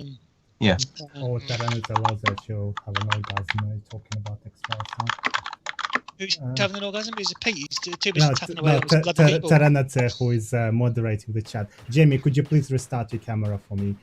I got you, Jamie. It's not. It's because you are breaking it, Andy. It's all your fault. Why is it always me? It's me. I have to. I mean, what? It's always frozen on my beardy old face. AJ, you need to buy a ticket to get through that bit. Yes. Hey, nice work. You need to tap your card these days, but to be honest, you need the what's it Oyster called? card. Oyster, yes. Look at you trying to remember back to when you lived in the UK 250 years ago. Can't do I still have that? I think I gave it away to someone to use, actually. You just use your credit card now, don't you? Yeah, I just use the phone, to be honest. But the last time I went to London was a while back. Actually, no, it was last year when we were recording the Dark Angel Symphony. Before the COVID. Before the COVID, yeah. Before Peter spread his disease on us. That's a different disease. But this is why he was coughing his ass off, actually, at the recording. Because Richard Niles infected us all with, like, weird flu thing from America. It's all American fault, isn't it, AJ? He started COVID-19. Yes. Who did you? Sorry, Richard, but yeah. Yeah, but Peter goes around, he likes his loose women. So this is how he... Yeah, this chat is going in a weird direction. I'm just gonna... I don't watch loose women, I watch Jeremy Vine, only for Storm Huntley. What's Jeremy Vine doing? If you laugh, you know what I'm on about. I don't know what's happening, they might be scaring me. Yeah, let's move swiftly on. So did you know I'm a Freemason? Are you? We were just talking about this. Yeah. Well, honestly. Yeah, honestly, yeah. I knew that. Remember you told me that when we first met. Yeah. All the degrees and some side degrees. Yeah. Be careful. Be careful. They take anyone nowadays. They do, exactly. Yeah, I've completely ripped the 300 years of the he inherited his masonry. He didn't get it. Can you imagine if Mucky Pete was on the square? Jeez. Oh, look, it's K. It's probably me. You can only it does look like my signature. Join. It says KA. It's Capriel. Now this is a maze, isn't it? I'm not keen on. I'm not this keen is on Masonic people when I was building this. Is it amazing? Yay! Do you feel like at home? Andy, I feel like golden handshake. I feel like you could use this, Andy, as your levels in London as a sort of like list of things not to do in level design.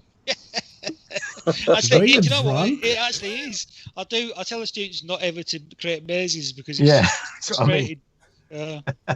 When I was playing this as a young person, which I still am, I'm only 18, because I age backwards. That's what we immigrants do. When I was playing this as a young person, like I was very confused by all these handshakes because I never heard of masonry before. What's going on with that one there? It looks like a lobster hand. That one. It's a sugar puff. This is so confusing. What is the? Can you remember was there any kind of clues in this maze? Yeah, there must have been, like, if you had a door with a particular sugar puff pattern on it. Who's that picture? Who is that? That looks like George Washington. It looks like Charles Dance. That looks like Charles Dance, that one. Do you know what it is? I really enjoyed Tomb Raider 5 was probably my favourite, but I think it's close. It's a close second with Tomb Raider 3, but I don't remember any of this. This is Masonic Hall, Pete. This is where you were brought up, for Christ's sake. I know. I should recognise everything. In one of these. Do you know what it reminds me of? Do you know what this level actually reminds me of? Your childhood. My childhood. Your bedroom. No. Twin Peaks. Yes, it's the red curtains. Yes. I live near Masonic Hall. Oh my God, I'm doomed. Rachel, Mary. This not looks sure. nice. This I like this. Sorry. It looks nice. I like this room. Never seen it before. Thanks, Jeremy. Thank you. You should have had someone. I've never seen it before. You should have had someone speaking backwards, Andy. It's amazing. Well, Sorry, Pete sounds like he's speaking backwards. Rachel, not sure if this has been answered, but was there anything that inspired Tomb Raider 3, like any films out at the time? Just asking because of the heavy influence of the Indiana Jones had on the other games, particularly like Dead Indiana Jones and Tomb Raider 4 and 1. I think it was still Indiana Jones as well. Indiana Jones is, I guess, like all over Tomb Raider. You know, like Andy said before as well. Like I think we all love Indiana Jones movies, so that was definitely a big influence. Oh, there was definitely Jurassic Park, because isn't we skipped the levels with the little dinosaurs, didn't we? Because that was they are further in the south. We will play that level, South Pacific Islands. We'll play the dinosaur. No, we should save that because Rich will be back, and that was the level he designed. That was the one level I remember because he did Area 51, but he did the islands. So we should save that.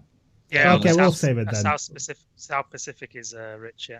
That's the name of my Ark server. I don't know if you heard of Ark, which is another big game.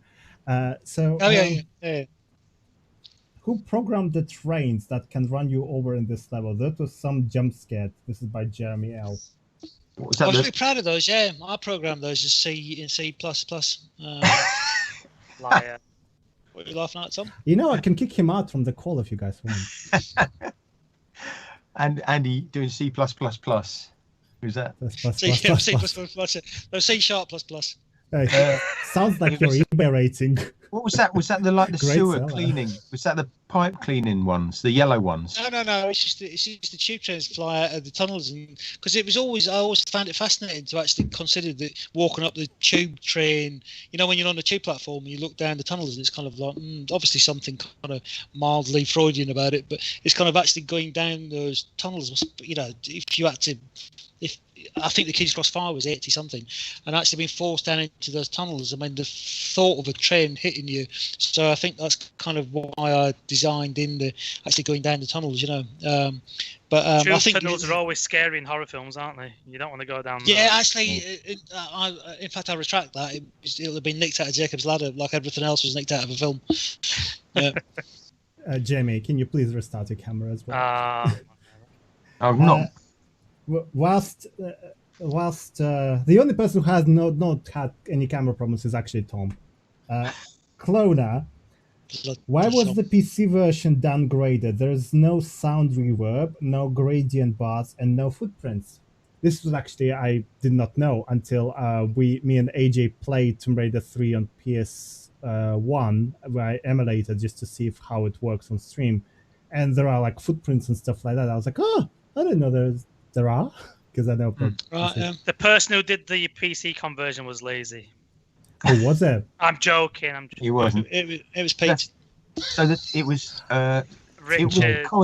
Because the PlayStation version was basically like the lowest common denominator. So everything had to work on the PlayStation, and so everything was kind of designed to work on that, and then it was converted to PC essentially.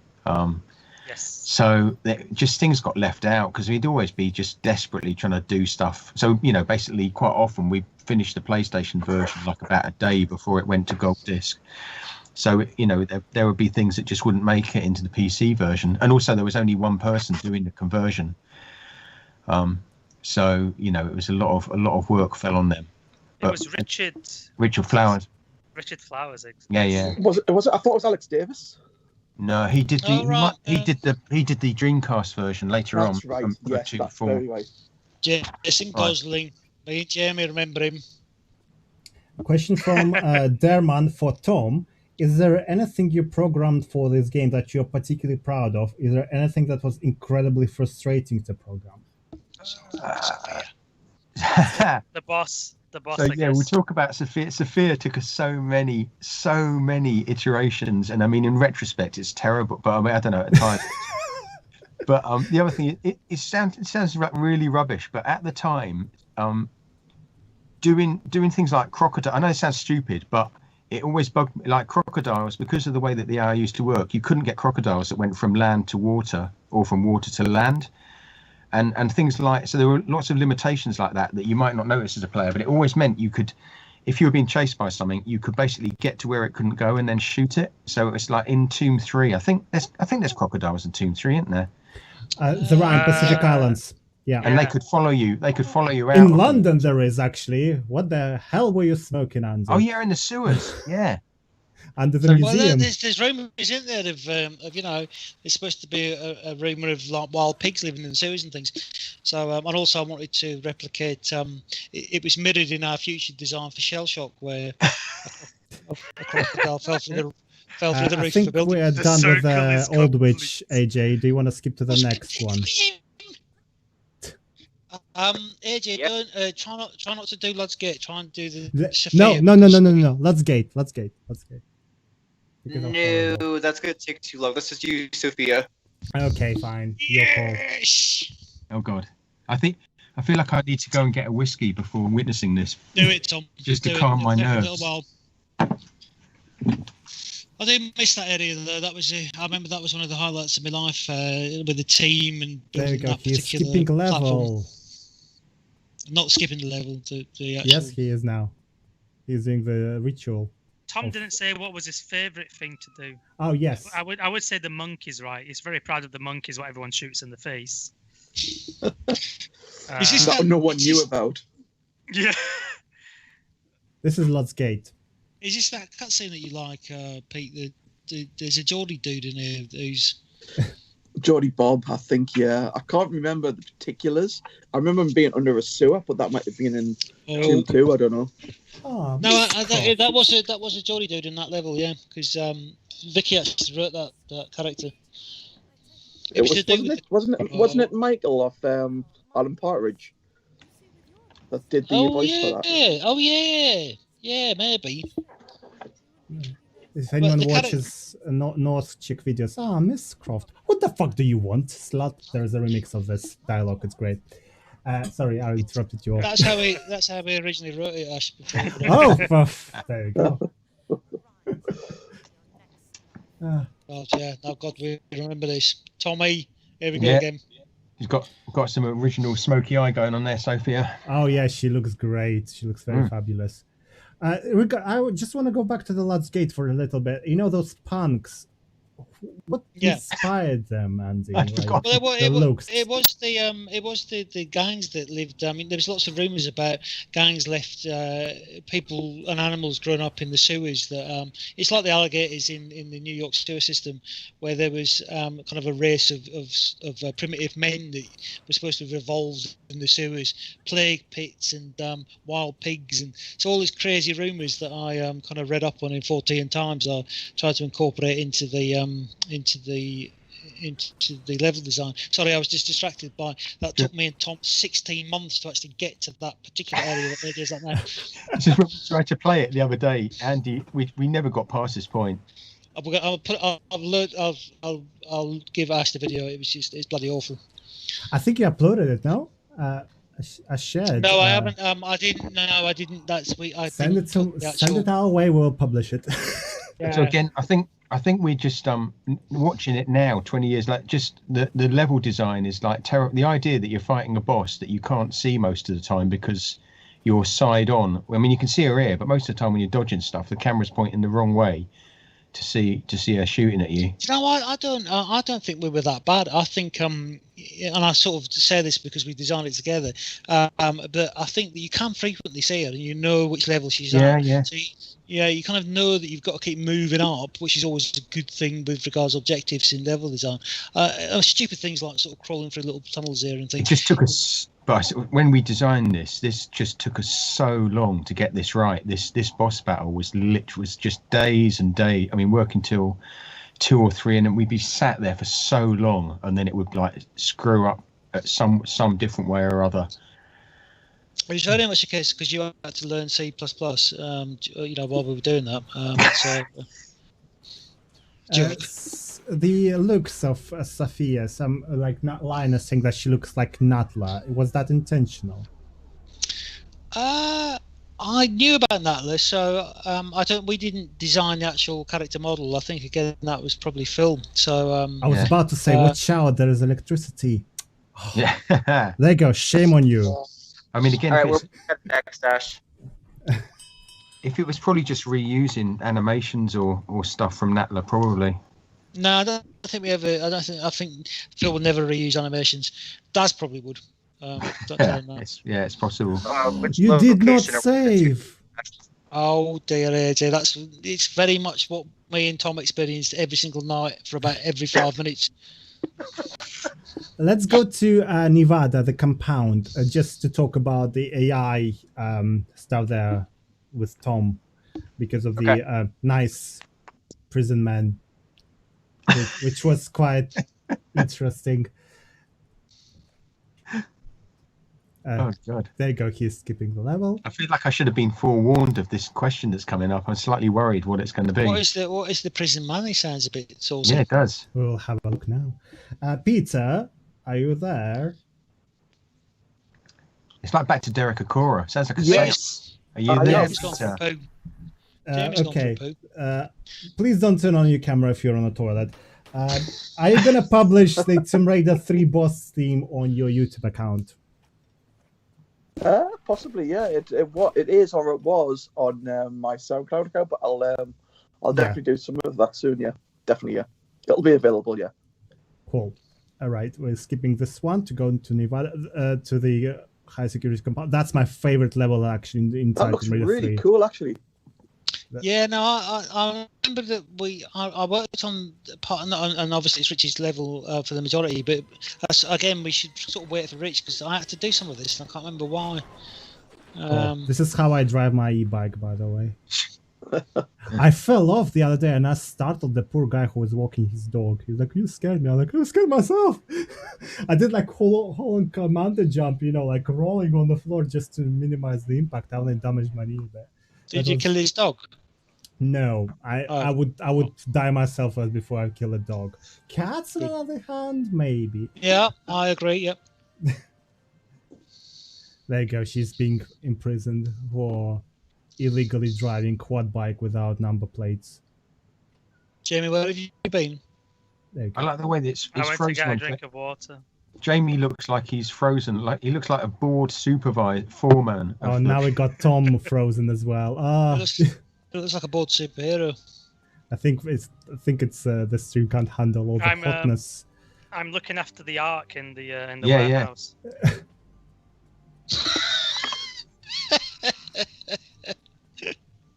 It's amusing you saying that with that image, Jamie, just with you frozen. Just looks like you're sort of ultra cool.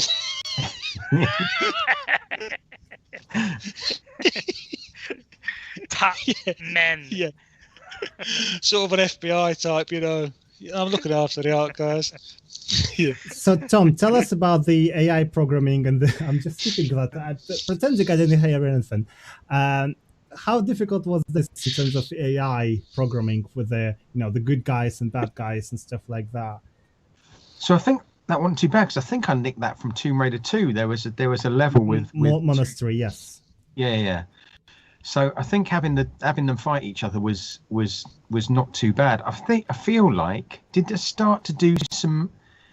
So I felt like I started to do some stealth stuff, which was a bit shit, but wasn't in there at all in the previous Tomb Raiders. So was there a bit of stealth stuff in Tomb 3? I think you're supposed to walk up to the guy or crawl in this particular level. I think there is a bit. I'm sure AJ will know more on that. But there is a bit where you're supposed to crawl or walk to a security guard so you don't startle him. I think I could be senile and becoming an old person like Peter. No. But pretty sure there is. AJ's gone quiet. I feel like there was some in Area 51. There was some sort of stealth stuff, which was, I've got a big memory because we used to have to crawl along things and drop. Because I was saying to Ash that I remember I had to do some of this, and I'm sure that it was kind of we had to farm it out a bit. And that would have been the case, wouldn't it? Because Rich was doing the islands, so I think we took half of this each or something. But it was I remember we weren't too keen on doing this, I don't think. And Rich did quite a clever thing with some of the rooms with the alien spaceship at the end, but obviously it'd be cool if Rich was here to talk about that. But yeah, we did plan it until unfortunately he had to. Yeah, I think there is some stealth. I'm pretty sure there is in this particular level.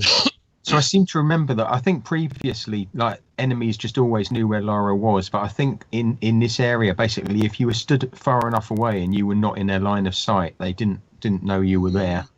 So it was the first time I remember you introducing the line of sight. I had no idea about line of sight, which now obviously is a hugely common game design term. But you were going, oh right, they've got to be in the line of. You put a red, you put the oh god, what do you call it again? The actual line of sight beam that comes out of the head. You used to turn that on, didn't you, when we were debugging? Yeah. All right. So you could see. Yeah, that's right. Yeah. So you could actually tell whether they would be able to see you or not. Yeah. And it was kind of very crude compared to what you'd expect in a proper stealth game, but I think it was still adding a little bit more to what was there already. Tom, will you know about cheat codes in this game? I mean, I remember that there were some, but I can't remember any off the top of my head. I mean, in the PC version, Lara is doing like physical moves, so she walks forward, backward, duck, rotates around, and then whether you jump backwards, that will give you lots of weapons and ammunition and that kind of stuff. If you jump forwards, it skips level. It's similar in previous game as well. But on PlayStation, you have to press combination of keys. Would you know why? Why it was different between the PC and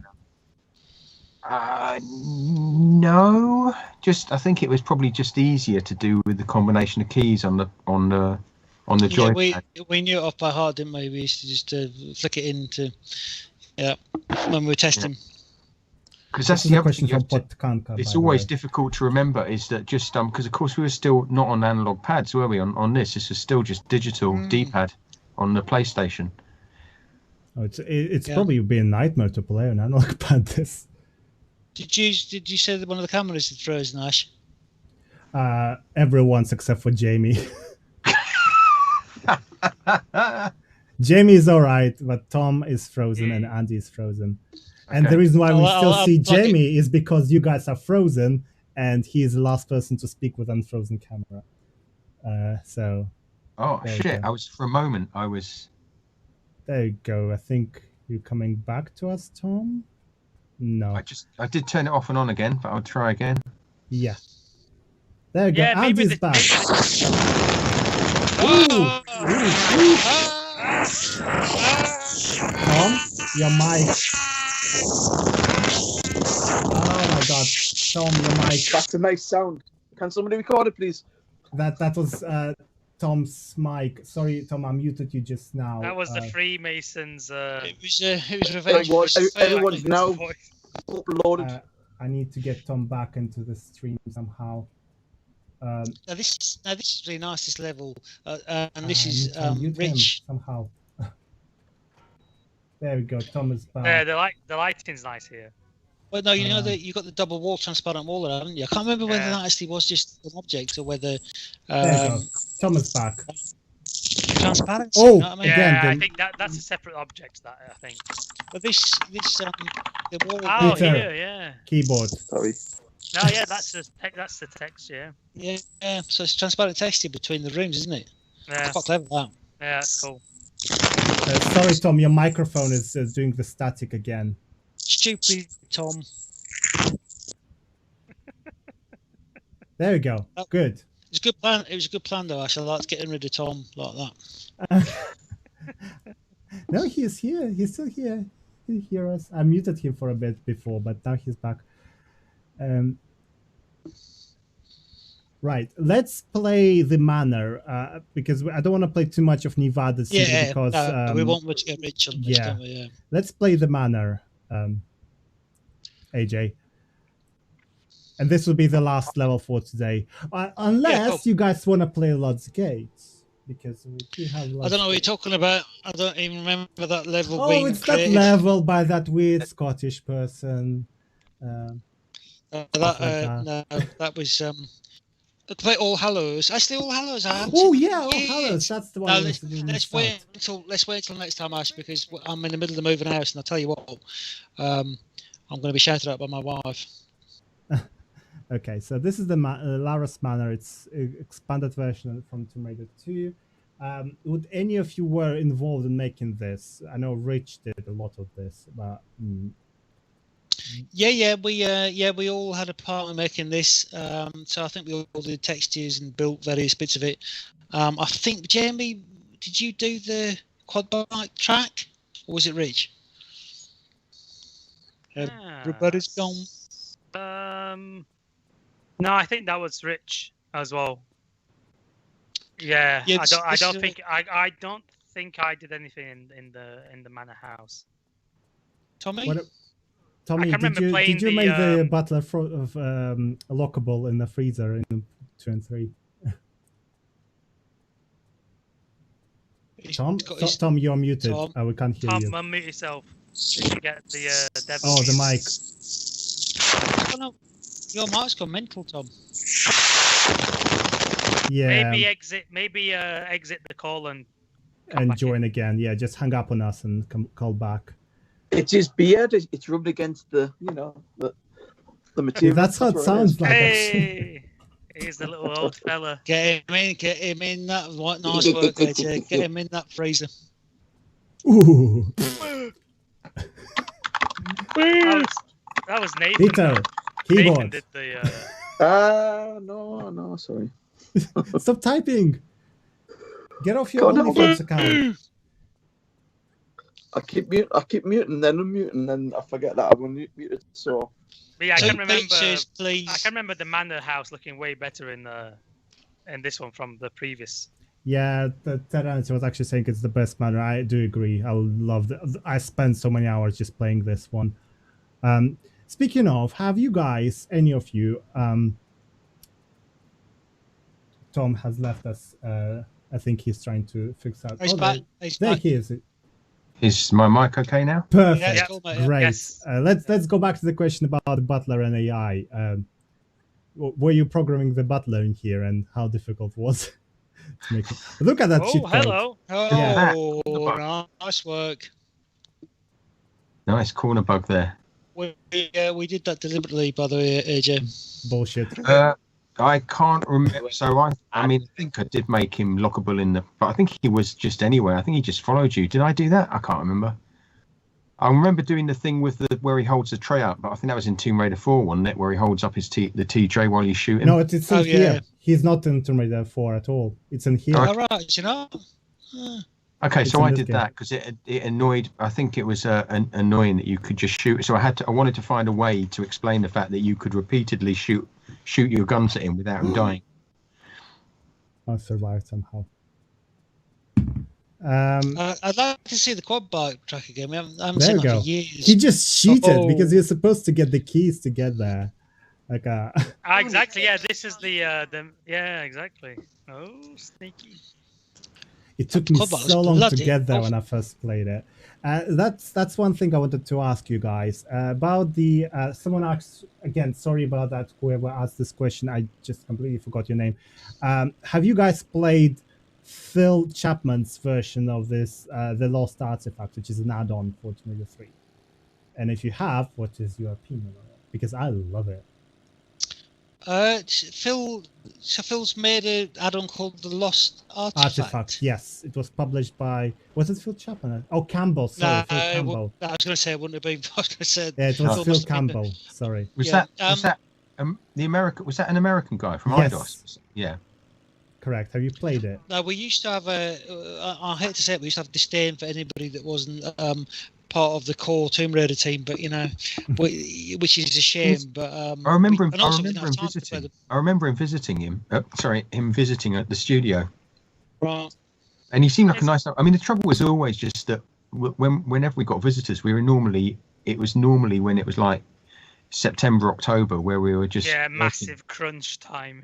Yeah. We had Rona Mitra, didn't we? Dressed in the full Tomb Raider gear, pottering around the room.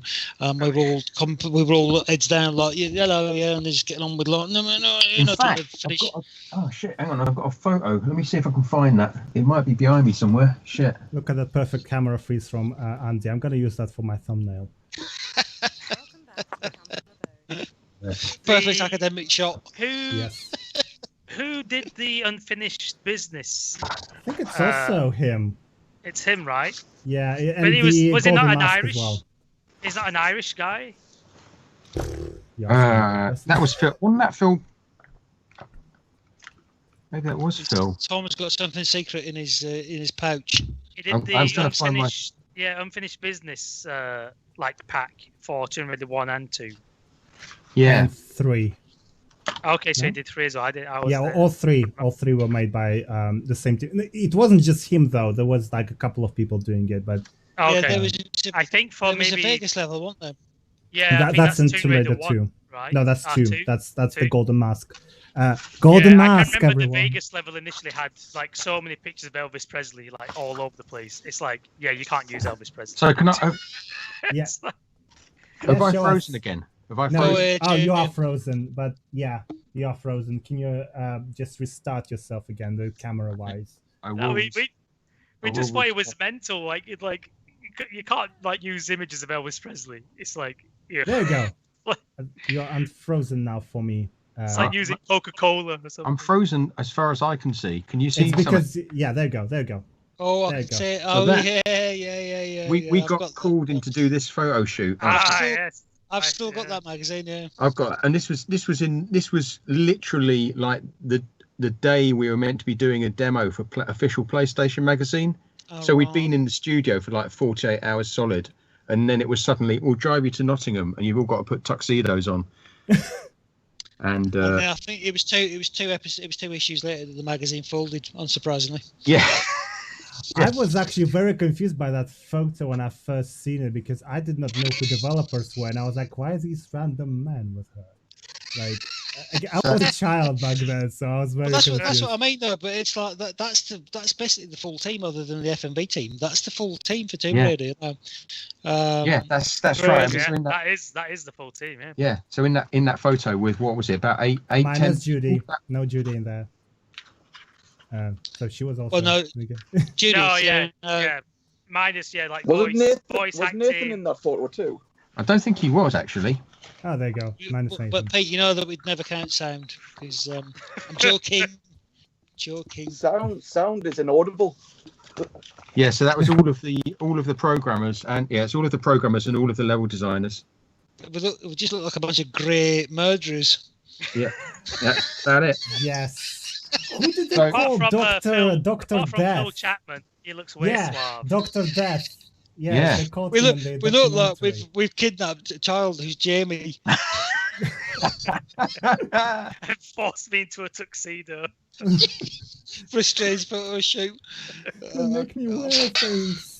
Oh god, the other thing I remember about that bloody photo shoot was Adrian driving to Nottingham, and Adrian was like a binary driver. Basically, his foot was either fully on the accelerator, Yes, or fully yeah. on the brake. That was the only way he could drive.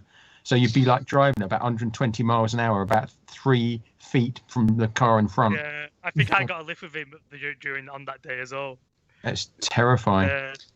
AJ's doing it. I've never even seen these parts of this building, so well done, AJ. Amazing. And this is how you get the key to get into the quad bike section, which he needed to get into before. Yeah, I there's can a remember question... this. Sorry, yeah, Jamie. I can remember this. I can remember some of these parts. Yeah. Yeah, it's quite memorable. Nice. This. I remember when the first time I actually get there, I was like, oh my god, there's like secret stuff. Quite a lot of it by the look of things. Yeah, hidden the key in there just because. There is a question from Rachel Murray. Was the early Rachel Murray? Sorry, she will murder me. She's like my great friend. From misspelling her name. Was the early manor actually based on Hatfield House, or was it somewhere else? Now, as far as I know, it was just a collection of various houses by Heather. Yeah. And Toby, but Toby did a render of just a kind of general stately home. But I did go to Croft. Me and the wife stumbled across. It's a National Trust property called Croft House, Croft Manor, and it actually strangely looks like the front of the manor house in Tomb Raider. And me and Tracy were like, this is quite weird because it looks like the Croft Manor. So yeah, there is a manor house called Croft Manor, Croft House, which looks like the front of it. So I don't know whether Toby had chanced upon that, but it was Toby that did the initial render of the manor house. Yeah. Oh right, okay, I didn't know that. That's interesting. There's also people talking about Nathan's fart noises. Martin Iverson also did some fart noises in there, just so you guys know. who loves drawing penises on fucking everything. Seriously, Jesus Christ! Like I have the Angel of Darkness score here that Peter gave me, and there's a picture of a Santa with 2 dicks out of him. What else did you find? What else did you find in them? Oh, and I also found fucking porn magazines from Peter in there. Thank you very much. That traumatized the shit out of my. I wonder where them bastards went. Oh, seriously, Jesus Christ! I was like, this folder is a bit thick. You need to. Andy is a master of the 2-second cock drawing. I did actually manage to draw a cock on somebody's knee in a meeting when it was a really boring meeting, and before Richard McCloughy, before he managed to move, I managed to draw a cock on his knee with a biro. I heard you were the master of the 2-second cock, but I didn't realise. God, can you remember the newspaper incidents, man? Every time you went to read the newspaper in the kitchen, every page just cover of somebody holding a dick or something. Yeah. Well, I remember Steve Pritchard actually had to call a general meeting when he was manager of Rebellion Derby, whatever it's called. That he had to call a meeting to complain that the fire safety poster had been defaced with a massive phallic symbol, and it was actually a general meeting. It was similar to the one where Jez called. What, a general meeting? I can remember that. Meeting, yeah. It was similar to the one where Jez called us in for the feces on the towel incident. I do remember when Rebellion took us over, and they owned 2000 AD, so there was a free copy of 2000 AD in the cafe staff area that was just regularly defaced every single week with cocks on every story. Exactly. Who was it doing that? Like, was it just all of you? Like, it was Yeah, there's a few of us. Christian, I think, was quite prolific in the cock. No, whenever you went for a cup of coffee, everybody just drew a cock on it. Yeah. Some were way better than others. Yeah, Christian's so was always mature really of you well all, drawn. you guys. Well, you know, when you're working on Rogue Warrior, what have you got to do? Oh my God, yes, that's the next game we're gonna play, all of you. Oh God, Rogue Warrior. I'm out. I'm out. There's I remember Mickey making Rourke that in text. it.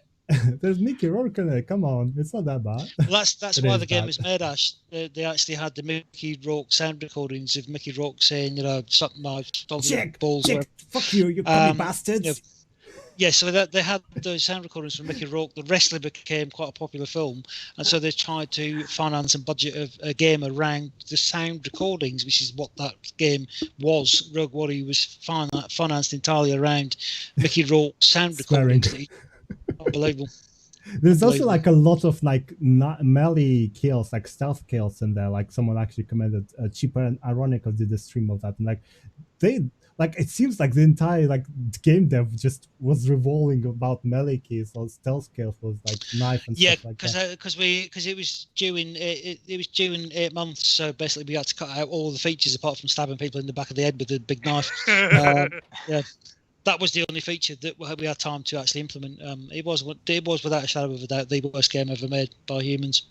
There's a question for all of you, and this is good. Peter, join in, and please whilst I'm asking the question, could Jamie, Andy, and Peter restart their cameras, please? So everyone except for Tom. This is a question from Terenate. It's very awesome to see how passionate you still are about Tomb Raider. What would you love to see in a modern Tomb Raider game, and how would you get Tomb Raider back on track? Blimey. Level Go on, designers, Jamie, you're go going to be for it. first. Oh, I don't know. I need to ponder. Well, I mean, it's not getting it back on track. I think it's kind of like It is back on track. And Jamie might shout at me for saying this, but it's like with the current Assassin's Creed games, they've basically completely diverted all the main gameplay pillars away from what the original Assassin's Creeds were. So the original Assassin's Creeds were kind of verticality, limited kind of combat, narrative heavy, and now it's RPG systems. So I think with Tomb Raider, you know, it's now turned into a kind of, in effect, it's almost a survival game. And it was entirely a traversal game, so it would be very much a case of designing a traversal game again, where you've got very careful traversal in a mysterious environment, not to do with a kind of murderous bunch of hillbillies trying to, you know, it's to do with traversal in a kind of hyper real environment. I think is how we do it. That's exactly where I get it from as well. It's everything tries to be too realistic these days. They focus on the graphics, how things look, whereas I think before it was possible to make things photorealistic, there was a kind of an element of getting away from the real world, which made Sorry, the game 1 more second. immersive. What is this random texture in here? Does anyone know? Jump down it and find out. No? Okay. Sorry, Peter, carry on. So I'm just saying, basically, I think games are heading more towards a kind of like, you know, like Assassin's Creed and other stuff in this. I know we're saying Assassin's Creed. Sorry, Jamie, I know I've worked on Assassin's Creed too, but I actually prefer I think the we're modern trying to get ones than hyper-realism. old Assassin's Creed games. That's my favorite. Just, you know, making Jamie feel more comfortable. Yeah, I think it's just I think everything's trying to be hyper-realistic. You know, it's all focused on the graphics and how real you can make it look. Whereas I think previously it was all about. Look what I found. Whilst we talking what was about that? That's a the dick. Santa with 2 dicks from Martin Santa Iverson. Dick, Santa Dick. Oh God, we've got to find that postcard, haven't we? Yeah, I think you're right. I think you're right. Yeah, I think it would be. I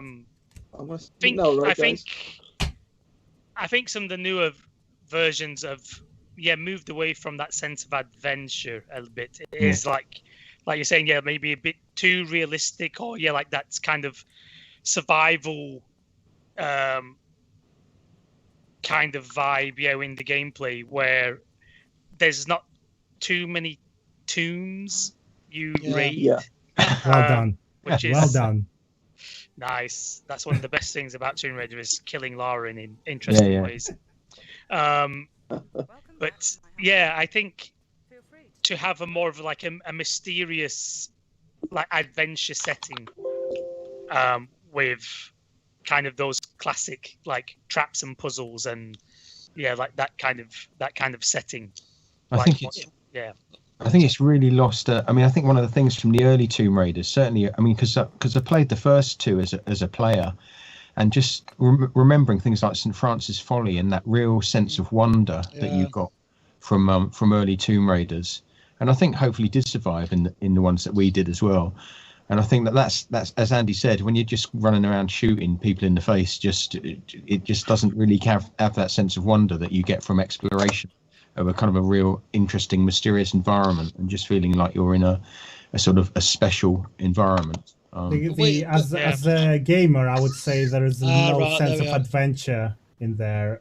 There's more sense of focusing on Lara's character. I'm not gonna have a rant, so I'm just gonna shut up now and you're gonna carry on with the questions because there's one. Can I just say though, Ash, that it was to do with it was the the fact that we were all hugely passionate about the subject matter as well, as in from the start Toby was passionate about the kind of hyper real mysteries of the universe, and we were all really interested in I wouldn't say paranormal, but we all wanted to create weird environments and mysteries and kind of the adventuring spirit, and we were all hugely enthusiastic and researched a lot on these things, got a lot of weird books and kind of built this into the games, and I think that that also the enthusiasm for that, for instance the latest Uncharted game, a fantastic, beautiful, huge production, but again they're trying to move it more towards realism, and I think everybody kind of is saying that sometimes you do need escapism.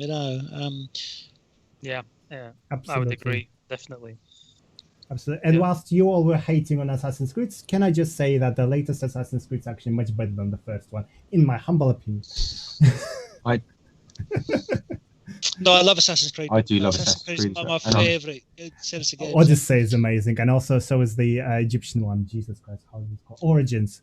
And I'm looking forward to being a Viking as well in a month's time. Yes. How do you feel about Lara being a pretty much different character with the same name in the modern games? I know how I feel, and I'm gonna say it because I'm gonna be banned on fucking Twitch. Well, I think you know, I was like in between games. You know, I was working at other companies, and I had a feeling they were going to reboot in a kind of survival type. I could see it as a kind of Deliverance type game where, you know, it was the only way they could go, really. You know, they had to do the survival mechanics, so I could see that coming, but it removes. Again, you've got to have humour in games, I think, in a lot of ways to make it more playable, and also it makes it slightly less stressful for the player. The current games are dark and unpleasant, and they're not. It's not that they're not amazing games, but these all add an element of humour, which I think is somehow missing from the current games. Absolutely, her character with the barking mad line is the best. To be fair, I actually love that line so much. I don't know why you were so embarrassed by it. Yeah, I think in the new games, like the tunes are, I think for the most part, actually optional, which they are. I find a bit odd. I know for some things in the new games that it's like kind of, yes, that reboot of Lara, and she's not quite the Tomb Raider yet. You know, she's like. They're building up that she becomes that. Maybe I haven't played the latest one, so I don't know if they've the got there latest yet, one is more or less, you know, a bit better. She's finding herself, and, you know, like all of this kind of stuff. She's a bit more like a person in this kind of impossible situation who needs to like survive and stuff like that, and she's not necessarily equipped to do that. So that some of that aspect I quite liked. But I think that for the other games, that was still kind of the case where you almost wanted this, like, that was cool for the first one, you know, of the newer ones, and then you wanted her to find, like, now she has become the Tomb Raider, you know, and now she is doing those Tomb Raider things, like this mystery adventure, and rather than it kind of repeated a little bit too much of, you know, like the sequel was too similar in that dark survival aspect. It's like, okay, that's for in a different setting, but in the same situation, kind of thing. You wouldn't get a farting butler in the Tomb Raider reboot. I want all of you to comment on this. Thank you, Peter, for finding that. I don't know who's written that.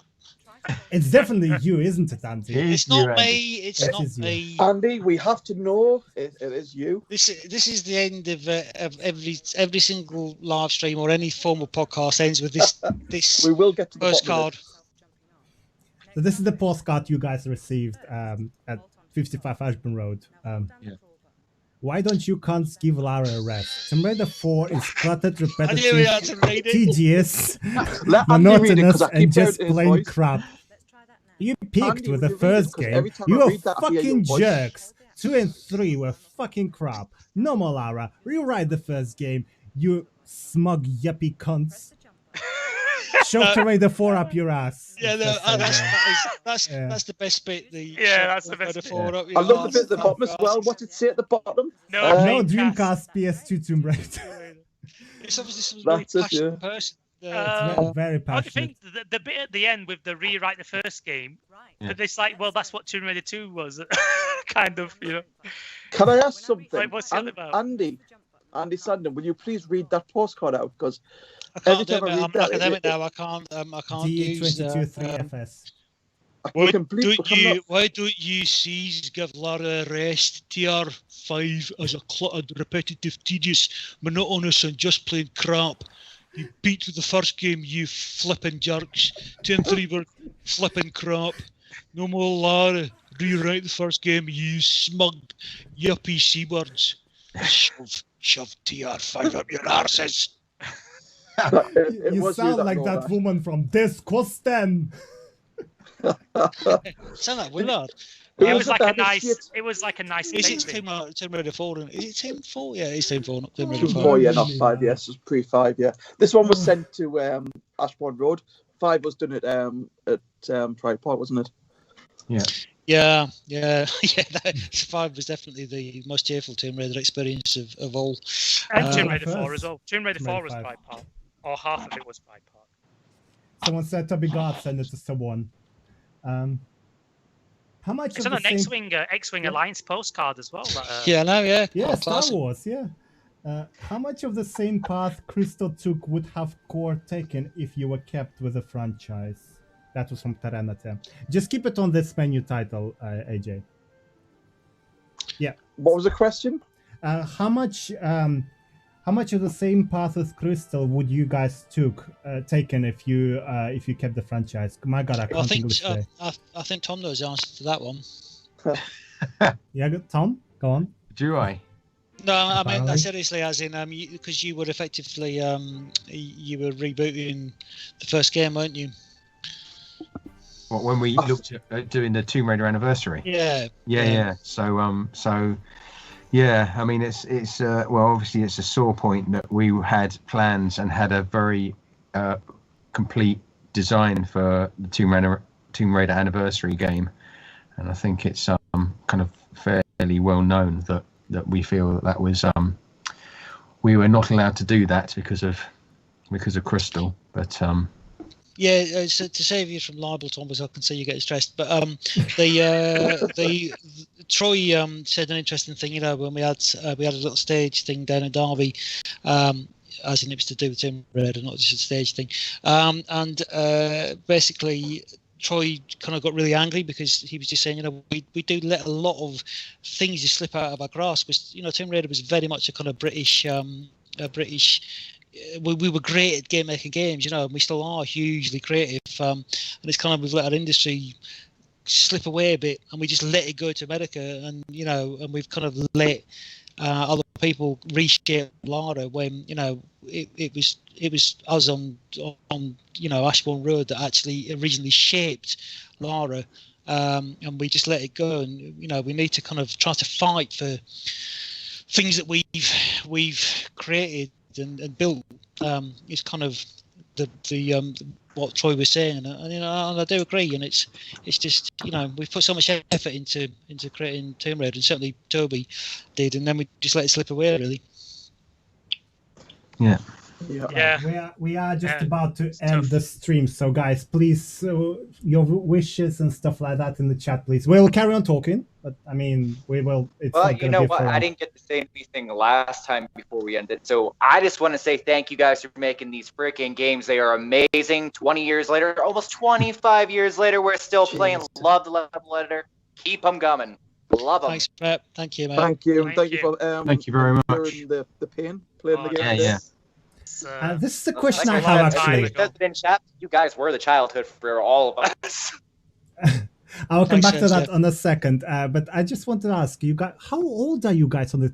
Andy hasn't changed at all. He still looks like an old man on that one. But you guys, how old are you? I think I was 18 or 19 there. My 18. God, 18 with an N. I was already old. I was I 30? I think I was. Jesus Christ. 30 something there, wasn't I? I think I was 25, 26 when I first started core design. So you were 25. You were about 40, 45. Shit. Hang on a minute. I don't know. No, okay, maybe, yeah. I was. Let me close the frozen camera. Was Professor when he joined. Tom looks really young on that as well, actually. I know. Like, I thought they were like this. You and Jamie were the same age. I know Peter was about 20 something. Andy's old. Fuck you, Tom. No, I was already really old there. I think I was about 34, something like that. Stop saying you're really old if we look the same age. That doesn't look good for me. Well, maybe you look old, Jamie. I don't know. I was when that photo was taken, I was 42, and now I'm 70. You liar, you're 80. AJ got a marriage proposal here by that Norse chick. She wants AJ to marry her. Who's that? That Norse chick. Only if you give me another Janice song. Yes, Janice. Je m'appelle Janice. Janice. Martin Howson gets a little plug on this picture as well. It's got an @jazz picture on the. What is it? Where's that? Which one? What's stuck on the PC in the corner? There's like those two little fellas. Oh yeah, Mantis in it. Also. Yeah, it's @jazz. Is that yours on your picture? South it's like- Park. Yes, that's something. It's Yeah, that yeah. something, isn't it? Yeah. Yeah, it's that's something. Yeah, Martin Iveson's first album. Oh That's his like pseudonym now, or whatever. How do you say that thing? Nickname on Yeah, his artist name. Yeah, Jazz. Yeah, What's and that, Bob? What's that picture above my head? Is that like a tube? Is that a tube train or something? it does look like a Bring it down, tube map. zoom in. I'm trying to. One It's your second. inspiration for your. That's London. That's London Underground. That looks like. Right. you. Yeah. The Well. Oh no, River just Shade. London. Just London. Yeah, just I London. think. Yeah. What's to the right of that? I'm surprised It's you not. didn't make It's that not. river It's into not a the menu for the local takeaway, is it? I'm gonna have Chinese tonight. Oh I god. don't know what that is. Dear. I don't know either. It looks like It looks like a possible tube train, rail line or something. But anyway, who knows? I'm just disappointed that you didn't make the river on the map a dick. It's very dick shaped. Probably is, you know. Oh, God, I've just We're gonna have to drop out of this call, aren't we? Otherwise, it's gonna be unpublishable. It's fine. I'm already banned on YouTube. It's fine. I was not streaming actually for the past 3 hours. You were just talking to me here. I've just remembered seeing that photo. I used to have to hide. So you can see the PlayStation there between the two monitors, just the PlayStation 1. Yeah. Now in the back of that was stuck our dodgy fake dev kits that we weren't allowed to. So basically, when we had visitors from Sony, I had to pile books on top of my PlayStation, so they couldn't see the back of my. What was it? Is Ezra, right? Yeah. So basically, Easy, right? The blue ones, yeah. No, not the blue PlayStation. It was like the Ezra little card thing what Dell had made. Yeah. Oh, right. Okay. Yeah. Look what he's playing at. He's playing the London level. No, that's Tomb Raider 4. You liar. It's Tomb Raider 4. Because this is actually from 1990. That might be my little test level I made when I was sorting out the skeletons jumping. I think that was my own little. Yes, it's your little AI level. Little AI level. Do you still have that? I used that level, Tom, when I was doing the enemies. Does anyone still have that level? Does anyone? Just a serious question. Does anyone still have that level? Tom? Send it in. Oh God, I don't think so. I don't think. Probably on the. It might be on the DAT. A DAT tape or whatever, a server backup somewhere. What was given I've to got Rebecca. all the EZ array stuff from the original Tomb Raider that we worked on, so it's possible that it might be in one of them folders. It's not in there. It's not been checked. Okay. Have you got a picture of Matt Damon to hold up against Tom's face when he was young? Oh my God! Matt Damon. I can't unsee that. I am Jason Bourne. Can I just say something? The studios I had in 1998 were well more equipped from a kind of acoustical point of view than any other company I've worked in since. Cool. It's quite berserk back in the day. Like the kind of money that was being invested, just kind of spent at core design. You literally, I remember just saying to Adrian, this new keyboard's come out. He'd give us his credit card. I would just order it, and then he'd say to Morton, "Do you want one too?" And then Morton would just buy one. It was, nowadays you have to nowadays you have to kind of put through all sorts of channels to get the money, to get shit that you want. But back then it was like, we'll just get it. It's because they trusted you. They knew that they'd hired you and they trusted you, so they gave you the job. So it was like, well, if you need something, we'll pay for it. And cool. Right, guys, I'm going to drop out of this because I've got to go and do 1 second before you go, Andy. God. A little lifesaver. It was an unforgettable part of my childhood. Thank you so much. Kaleido Star. Tomb Raider 3 is my first Tomb Raider level I played, and you guys, I'm grateful that you made this and made a part of my early teens memories. Tomb Raider Romania. 5 years old me would have never thought I'd be sitting and chatting with the creators of my favorite game and childhood hero. Thank you all the creators for all your hard work. And on my side here, because this is my fucking stream and I'm allowed to say, you guys literally saved my life with this game, with the Tomb Raider 5 particularly, because I was actually playing them during my teenage years when I was completely suicidal. I actually had an attempt, but my friend who I met because of Tomb Raider, she talked me out of it by talking to me on MSN till 6 o'clock in the morning. So if not these games, I would actually be dead and not here. Sure. So you guys taught me, these games taught me English language as well. I learned English so I could understand what she actually says in the game. So from all of us Tomb Raider fans, thank you all so much for making and not forgetful childhood and teenage years. I'm still a Thanks, child. guys. So, thank you guys so much. Thanks, Ash. Thank you. Thank you for hosting this, Ash. Appreciate it. Yeah. Yes. Thank you. And, Thanks for playing. And I know Angie has to go, but everyone else, please stay in the stream. We have to give away a couple of things. Oh, yeah, okay. Right, see you soon, guys. See you soon, Andy. Take care. Bye. Thank you for joining, Andy. Thank you. Cheers, bye. Rachel Murray says, I can't express my gratitude to you guys. She says Lara saved her too. Sorry, I'm skipping a lot of stuff. My lens are fucked up. I can't read half of the chat. So we have a couple of things to give away here. Yeah, Rich Marie, did she really kind of like she's a cosplayer. Was she saved by Jeep Thrills? That's what I need to ask. She'll understand what I mean. Okay, fine. Okay, so do you guys remember any of the questions that were particularly memorable for you during the stream, so we can give them a couple of things? Tom? Oh, God. No. No, I'll okay. Think about it. Let me have a think about it. Ask someone else. Okay. Jamie? I can't remember now. Oh my god. Peter? What was the question? Sorry, I missed. Is there any particular messages or questions that I read out today that were memorable for you, so I could give away stuff to those people?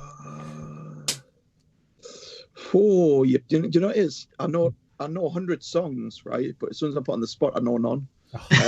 Terrible person. Right.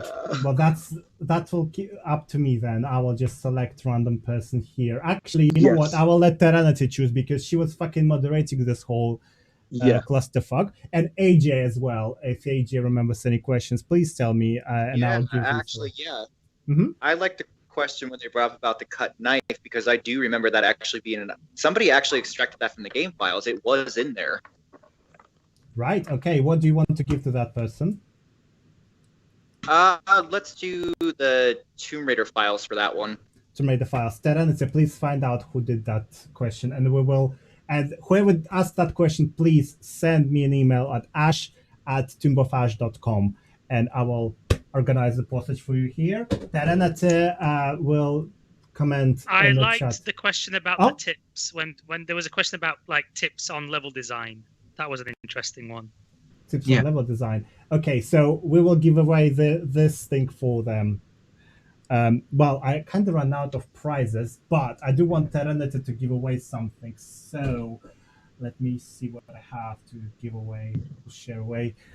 You know what? Fuck it. I feel generous. So I have something here. Terraneta, find the question you really like and paste it in the chat for me, please. Or Facebook or whatever, and we're gonna give them I think this is more suitable. This poster, Tomb Raider 3, Lara Croft. I only have one of them. This is me tearing up my heart here, giving away stuff. Nice. So Taranate, can you please paste me in the Facebook a question that you would like for them to receive? This is me. This is actually, I think Murty gave me that, but I will give it away just because, I'm nice and stuff like that.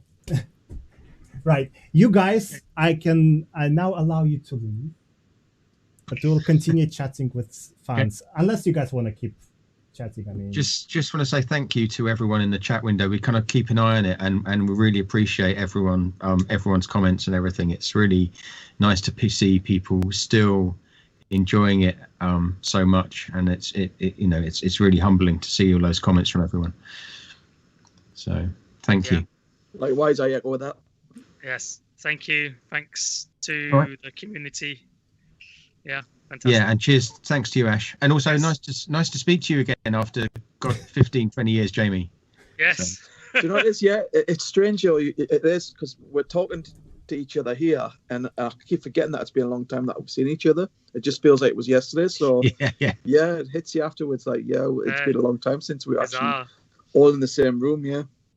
Right. And thanks AJ for playing. Yeah, thanks AJ. Yeah. Thanks again, everyone. Cheers. All right. Cheers, guys. Thank you. Thank you. See you soon. Bye. Bye. Right, so this is them left. So I'm just gonna skip to the one where you can just see me.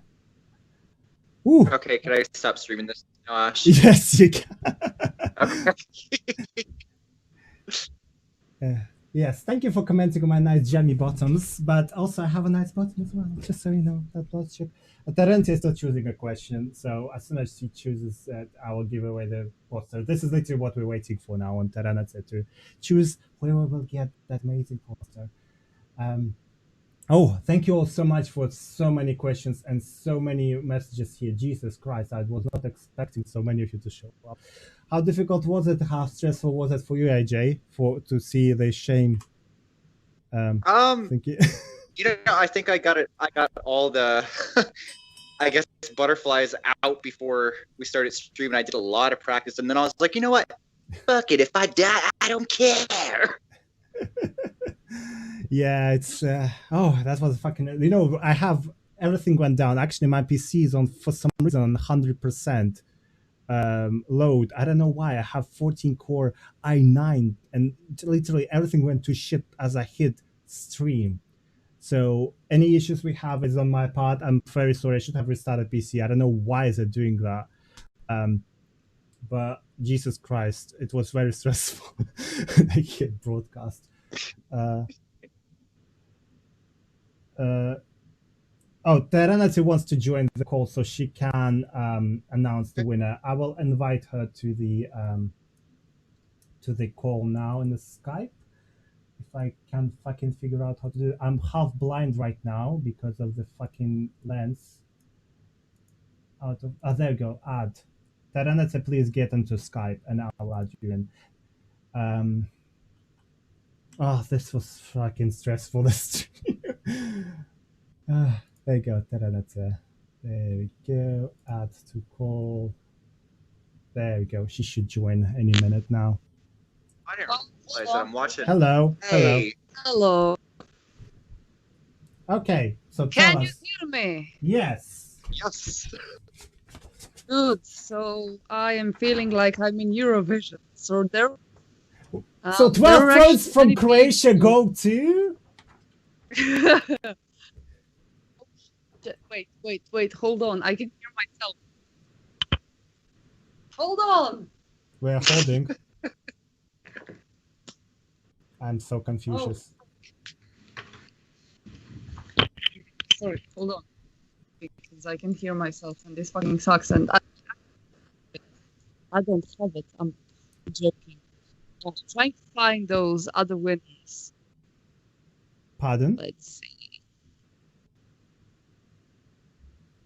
We have done Angel of Darkness. We have done Angel of Darkness. Please check my YouTube channel, Tumbo5. Like you're actually watching it on YouTube. Have a look. We did make Angel of Darkness, but we will do more of it later on. I will speak to the guys when they're available. So I am torn between two people. That's my issue because these two people Just select really are. one. Just select one. Okay, give me a few more seconds. I can't be frick. giving away my Chronicles poster. It's just not gonna happen. Sorry. Yeah. Okay, just a sec. Na. Just a sec. Oh, this is really like on It edge. is difficult. You know what? Frick it. This Derman. Hold on, I'm gonna paste it. He or she asked really cool questions. So I think He's still with us. I can see that he just chat recently in the chat. Oh, really? Yeah, he's still with us. Let's see. Yeah, so I need to see who actually wrote that really cool question about level design and teaching, you know. Oh, that was I forgot the name now. I hope he's still watching. Yeah, okay. You just promised it to Derman though, you horrible Yes, person. I did. So you are the winner. Congrats. Yay. Okay, and the person who said about level design, I know who you mean, but I can't remember the name. So Derman, you're winning this. But because she said she wants to give it to someone else, I will give to that person a You know what? Sorry, I can't give away Chronicles because this is my first Tomb Raider game. But I will give you the Dark Angel Symphony, the poster and the CD. So if they're still watching, they will receive that. So please, all the winners. So we want to remind that it's Derman. Then the person who asked about level design, God, I forgot the name. It's on my fucking head, but I can't remember the name. Then there was where's one? AJ, can you remind me? Yes, yeah, I'll remind you. Yeah. Okay, and I will just ask those winners to send me an email to this email address that you will see in the chat. So you will send me an email with your address, which includes your email. Well, you'll be sending email anyway, but your phone number as well. This is important for courier. Unless you're from UK, then it doesn't matter. And I will send it to you as soon as I can. Probably in November though, because I need to get some money done.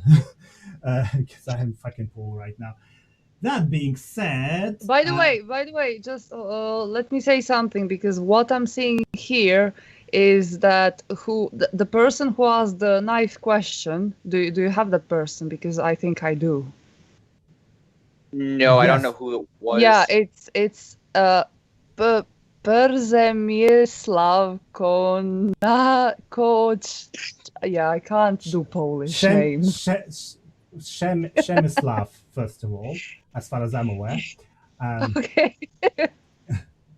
Right. Well, if any one of you feels like they're excited for Peter Connelly's album, please sign up here again.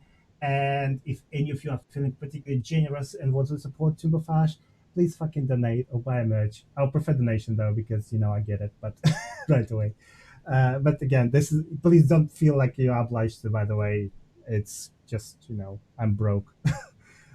So Przemysław was what did he want? The can you guys remind me? I think it was Chronicles. What Chronicles? The Tomb Raider files. Yes, that. Okay. Yes. Right, and the guide was about the question, no? Yeah. Oh, let me find that one. Oh, frick, I can't remember where that was, but thank you, that North chick, for buying. Are you buying or selling? I really need to pee, you guy. Yes. I have never actually seen that before the files book. You never got it?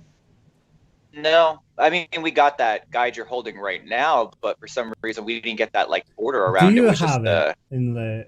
Do you have it in possession? You. Send me a fucking address. I have another one. I'll send to you. Oh. Yeah. Yeah. We didn't get much Tomb Raider merchandise. Yeah, I will send it to you. Don't worry. I have two of them. So I have three of them actually. One of them is mine, and I will give you a second one for all your help. Awesome. Who is getting this? Come on, Taranate, remind us. Yeah, I'm trying to find, but Przemysław Kochansky. That's the one who won the poster, right? Przemysław. I was actually trying not to laugh earlier. I seen a comment in chat. Don't forget about AOD. God, the files, Przemysław. We will sort this out, I promise. Yeah.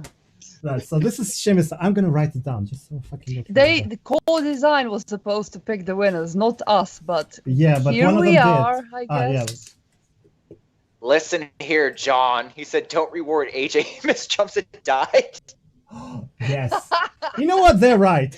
Listen here. Yeah, freak off, AJ. First you steal Norse chick from me, now this. That's they want to know my channel, Ash. Is that okay to tell them? Yes.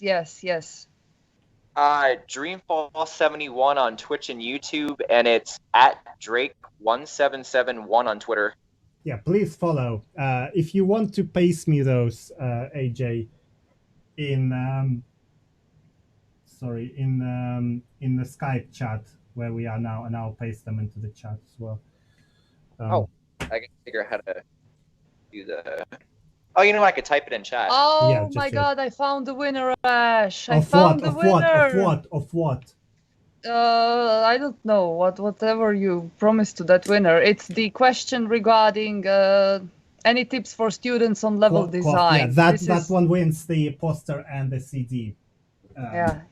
So yeah. I posted in the chat. That is the winner. Congrats, Kaufi Schaubi. Yeah, and Derman is getting the poster from the collage poster. And can you remind me who's getting the guidebook though? That's for Derman. I'm putting it onto the guidebook. Do you remember? No, is it not Persian Slav? Wasn't it this? Yes. I don't know, man. Frick. Like, I'm just sorting out questions. We will. Yeah, right. It's a train wreck. This is a train wreck. It is a fucking. Can someone remind us who asked this question so I can give them stuff? I will have a look. I will watch the stream later. I mean, we ended it now, so I'll just write question mark on this one for now. Question. It was definitely, I think Tom or Jamie selected the question. What's this one? John said, "Look, you got shamed multiple times. You got to reward it with just be setting a bad example." Oh, fuck off, John. We're all about that, though. Have you met us? Tomb Raider 3 train wreck. Yes. Yeah, no, I'm not very. I don't feel ashamed actually. Coffee Shabby gets CD of the Dark Angel Symphony and a poster. Oh, yeah. Nick said, Don says this was the smoothest stream yet. I have no idea how, but okay. I will take it. I will fucking take it. There was one question that we definitely missed, and I can't remember which one it was. I don't think it was. It was supposed to be the. It's one of the core guys did announce the winner, and I can't remember. Yeah, and this was the one. That was Kaufi Schaubi. That was the question. No. Was it he was talking about level design or something? Was it Jamie that said that? Yes. Yeah, and that was about asking tips for level design for his students. Right. Okay. And that's the one. That's Kaufi Schaubi. That's what I'm saying. Then I don't need to give away Dark Angel Symphony CD and poster. That's it. That saves me some money. Well, now you have to because you already promised. So do we need to choose another winner? Okay. Let's choose another winner. Let's choose another we're winner. choosing another winner. Well, guys, I'm sorry for this train wreck, but you are getting another prize. So there's that. Look at this fucking bitch. Oh, I'm sorry about this train wreck. I am fucking doing this stream. Fucking accuse me for breathing, right? Anyway, yeah, another prize. Another prize is the I don't know if you can see it. The poster. It's double-sided, as you can see. There's two Lara faces, and on another side is Lara walking there, and a CD of the Dark Angel Symphony. So we get those, and that will be the final prize. Because Final. No, Fiona, I haven't played the new Crash Bandicoot game. I don't want to play on PlayStation 4. I prefer PC, so I kind of skipped it for now. Terrenet already has it, Nick. Who? Yeah, sort of. Because this guy, if it is a guy, I remember asking really cool questions, and you answer it many times. So, do you want me to say who it is? Many times. Okay. Apollo 353. Which was about many things. I don't know. Apollo 353 gets a CD and the poster for Tomb Raider: The Dark Angel Symphony. So please, guys, send me an email with your address, and I will get them to you as soon as fucking possible. And please subscribe to me on YouTube. Subscribe to me on Twitch. I would really, really fucking appreciate that. Like us on Facebook. Whatever else is there. Follow us on Twitter and Instagram and all that stuff. Yeah, all that shit. Right, AJ, did you paste me the links to your stuff? Oh, I just put them in chat already. All right, okay, cool. Then that sorts it. Right. 353. Yes, I wrote it down. Nice. So, okay. Oh, that's a lot of shit to ship. Posters are the worst fucking thing to ship. I fucking hate them. Right. So, thank you all for joining. Thank you, Tarante, for moderating the chat because my lens is seriously fucked. I can't see. No problemo. Yes. Thank you, AG, for playing this nice game. And it's being uninstalled right now. Yeah, uninstall right now, yes. That sounds about right. You have no idea how difficult it was for us to actually set up the stream because that fucking bastard of a game refused to be streamed via Discord so I could capture it. So we had to stream it to AJ's Twitch from which I captured it. It took us fucking hours to figure out. Oh yeah, tell them about the story with the windowed mode, Ash. Yeah, it doesn't work. Yeah, it works for Ash with a program, but it wouldn't work for it works for me, but not for AJ. Yeah, that's was fucking weird. Yeah, so we're not doing that ever again. Nope. Next game will be well. We might do it actually. We have to with Rich Morton when he's back.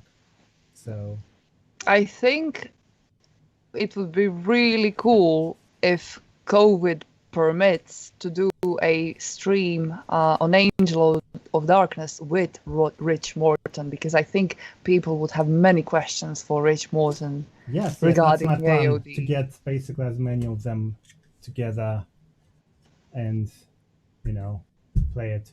But that's time for the future, so make sure to follow me on Twitch, YouTube, Twitter, Twitter, and all that stuff, and that's where you'll see the announcements, because that's where announcements will be. And congratulations for all the winners. Oh, there it is. Fuck's sake, there's the CD for the Dark Angel Symphony. It will be Guys, completely seriously, many awesome questions. We are so sorry we cannot give prizes to everyone. I've seen really awesome questions tonight, but we know who were the winners this time. For the next stream, maybe we'll have other winners if there are going to be prizes. Stop! Shut your dick trap! Look at this bitch giving away my shit. Yes. I'm like Peter Pan. No, it's not Peter Pan. It's the other guy with the fucking green genie. That's what you are. Who is it? It's Giving not away Peter shit. Pan. It's that other guy in the green jumpsuit or whatever he wears. Oh frick! I don't know. You should stop smoking, probably. I don't smoke. Ew. Well, whatever you're doing. Stop doing it. No, chick. The real prize is friendship. Sponsored by Disney. I don't know what the fuck you're talking about. What friendship? I'm blocking that twat right now. Removing from friends. No more Taranate. Remove, block, forever, until morning. The real prize is friendship. Did you wash your Mimsy today? That Norse chick. That's a serious question now. I'm sure she will answer it. Ooh, yeah, there is one of the Yes, Robin Hood, thank you. Fucks, you could not answer. Robin, you what? You don't know what you couldn't say Robin Hood? They both wear green, and it's tight, and I got confused. I'm sorry. I don't think you are, but okay. Robin, fuck's sake. Tomb Raider Romania. Okay, North Chick Wash Mimsy. By the way, North Chick inspired me to create a t-shirt that says wash your Mimsy, you dirty animal. So I think that's what it's called. I don't know. Wash your bits. I don't know. It's somewhere in my stream. Sorry, I'm fucking out of it. I really need to pee and my eyes are not, but I can't end the stream anymore. Anyhow, You need to pee in your eyes. What? Yes. That might help. You know how you can say is Peter Pan. I know. Peter Connelly. Yeah, Peter. That's why he went on a break a few times during stream. He went to Peter Connelly office. Bastard. Anyhow. Do sign up to the mailing list for Peter Connelly because something exciting is coming. That's what he said about coming. Right. I will just paste that link one more time. This is for Peter's exciting project that's literally be launching in the next couple of days, like maybe tomorrow, maybe the day after. Literally, it will be like, it will be a motif album based on his previous game. It will be a Kickstarter, but the funding goal will be like tiny. I'm sure we can smash that in a day if we all sign up and keep it on the thing. And also, no more orchestras. No, there's not going to be orchestra. Well, there might be if we reach the stretch goal, but the base goal is non-orchestra. And fuck orchestra, I'm not organizing that shit ever again. Woo! I will tell you. I'm trying to select... Don't forget to share the video after it goes live, after the stream goes down, guys. Wait for it to, do its refreshing on YouTube, and be sure to share it out with your friends who might have missed it. Yeah, because, we're not deleting it with all the swear words and stuff like that. So, yeah, thank you all so much for joining us stream. I'm definitely ending it now because I'm about to pee on this carpet. So that's not going to be nice. That's going to leave me a fucking stain here. Alex Fly, hello. Where the fuck have you been? Like, literally. Like, she has been here. I have seen her. Yes, I'm she was blind, here. sorry. As did Mathieu. Hello, Mathieu. Mathieu, hello, guys. Love Terminator Resist Mathieu. Well done on that one. So, yeah, I don't know what to say to end this fucking stream. To say goodbye. Oh, Thank right. you for the That's lovely the time. word I was looking for in the past fucking 40 minutes. Goodbye. Goodbye. Farewell. Auf Wiedersehen. Adieu. Whatever she just said. Right, ending. I promise. This is the end now. I'm hanging up on the call. Alright, bye. I'm trying to end the fucking call. Oh, my PC is so slow right now.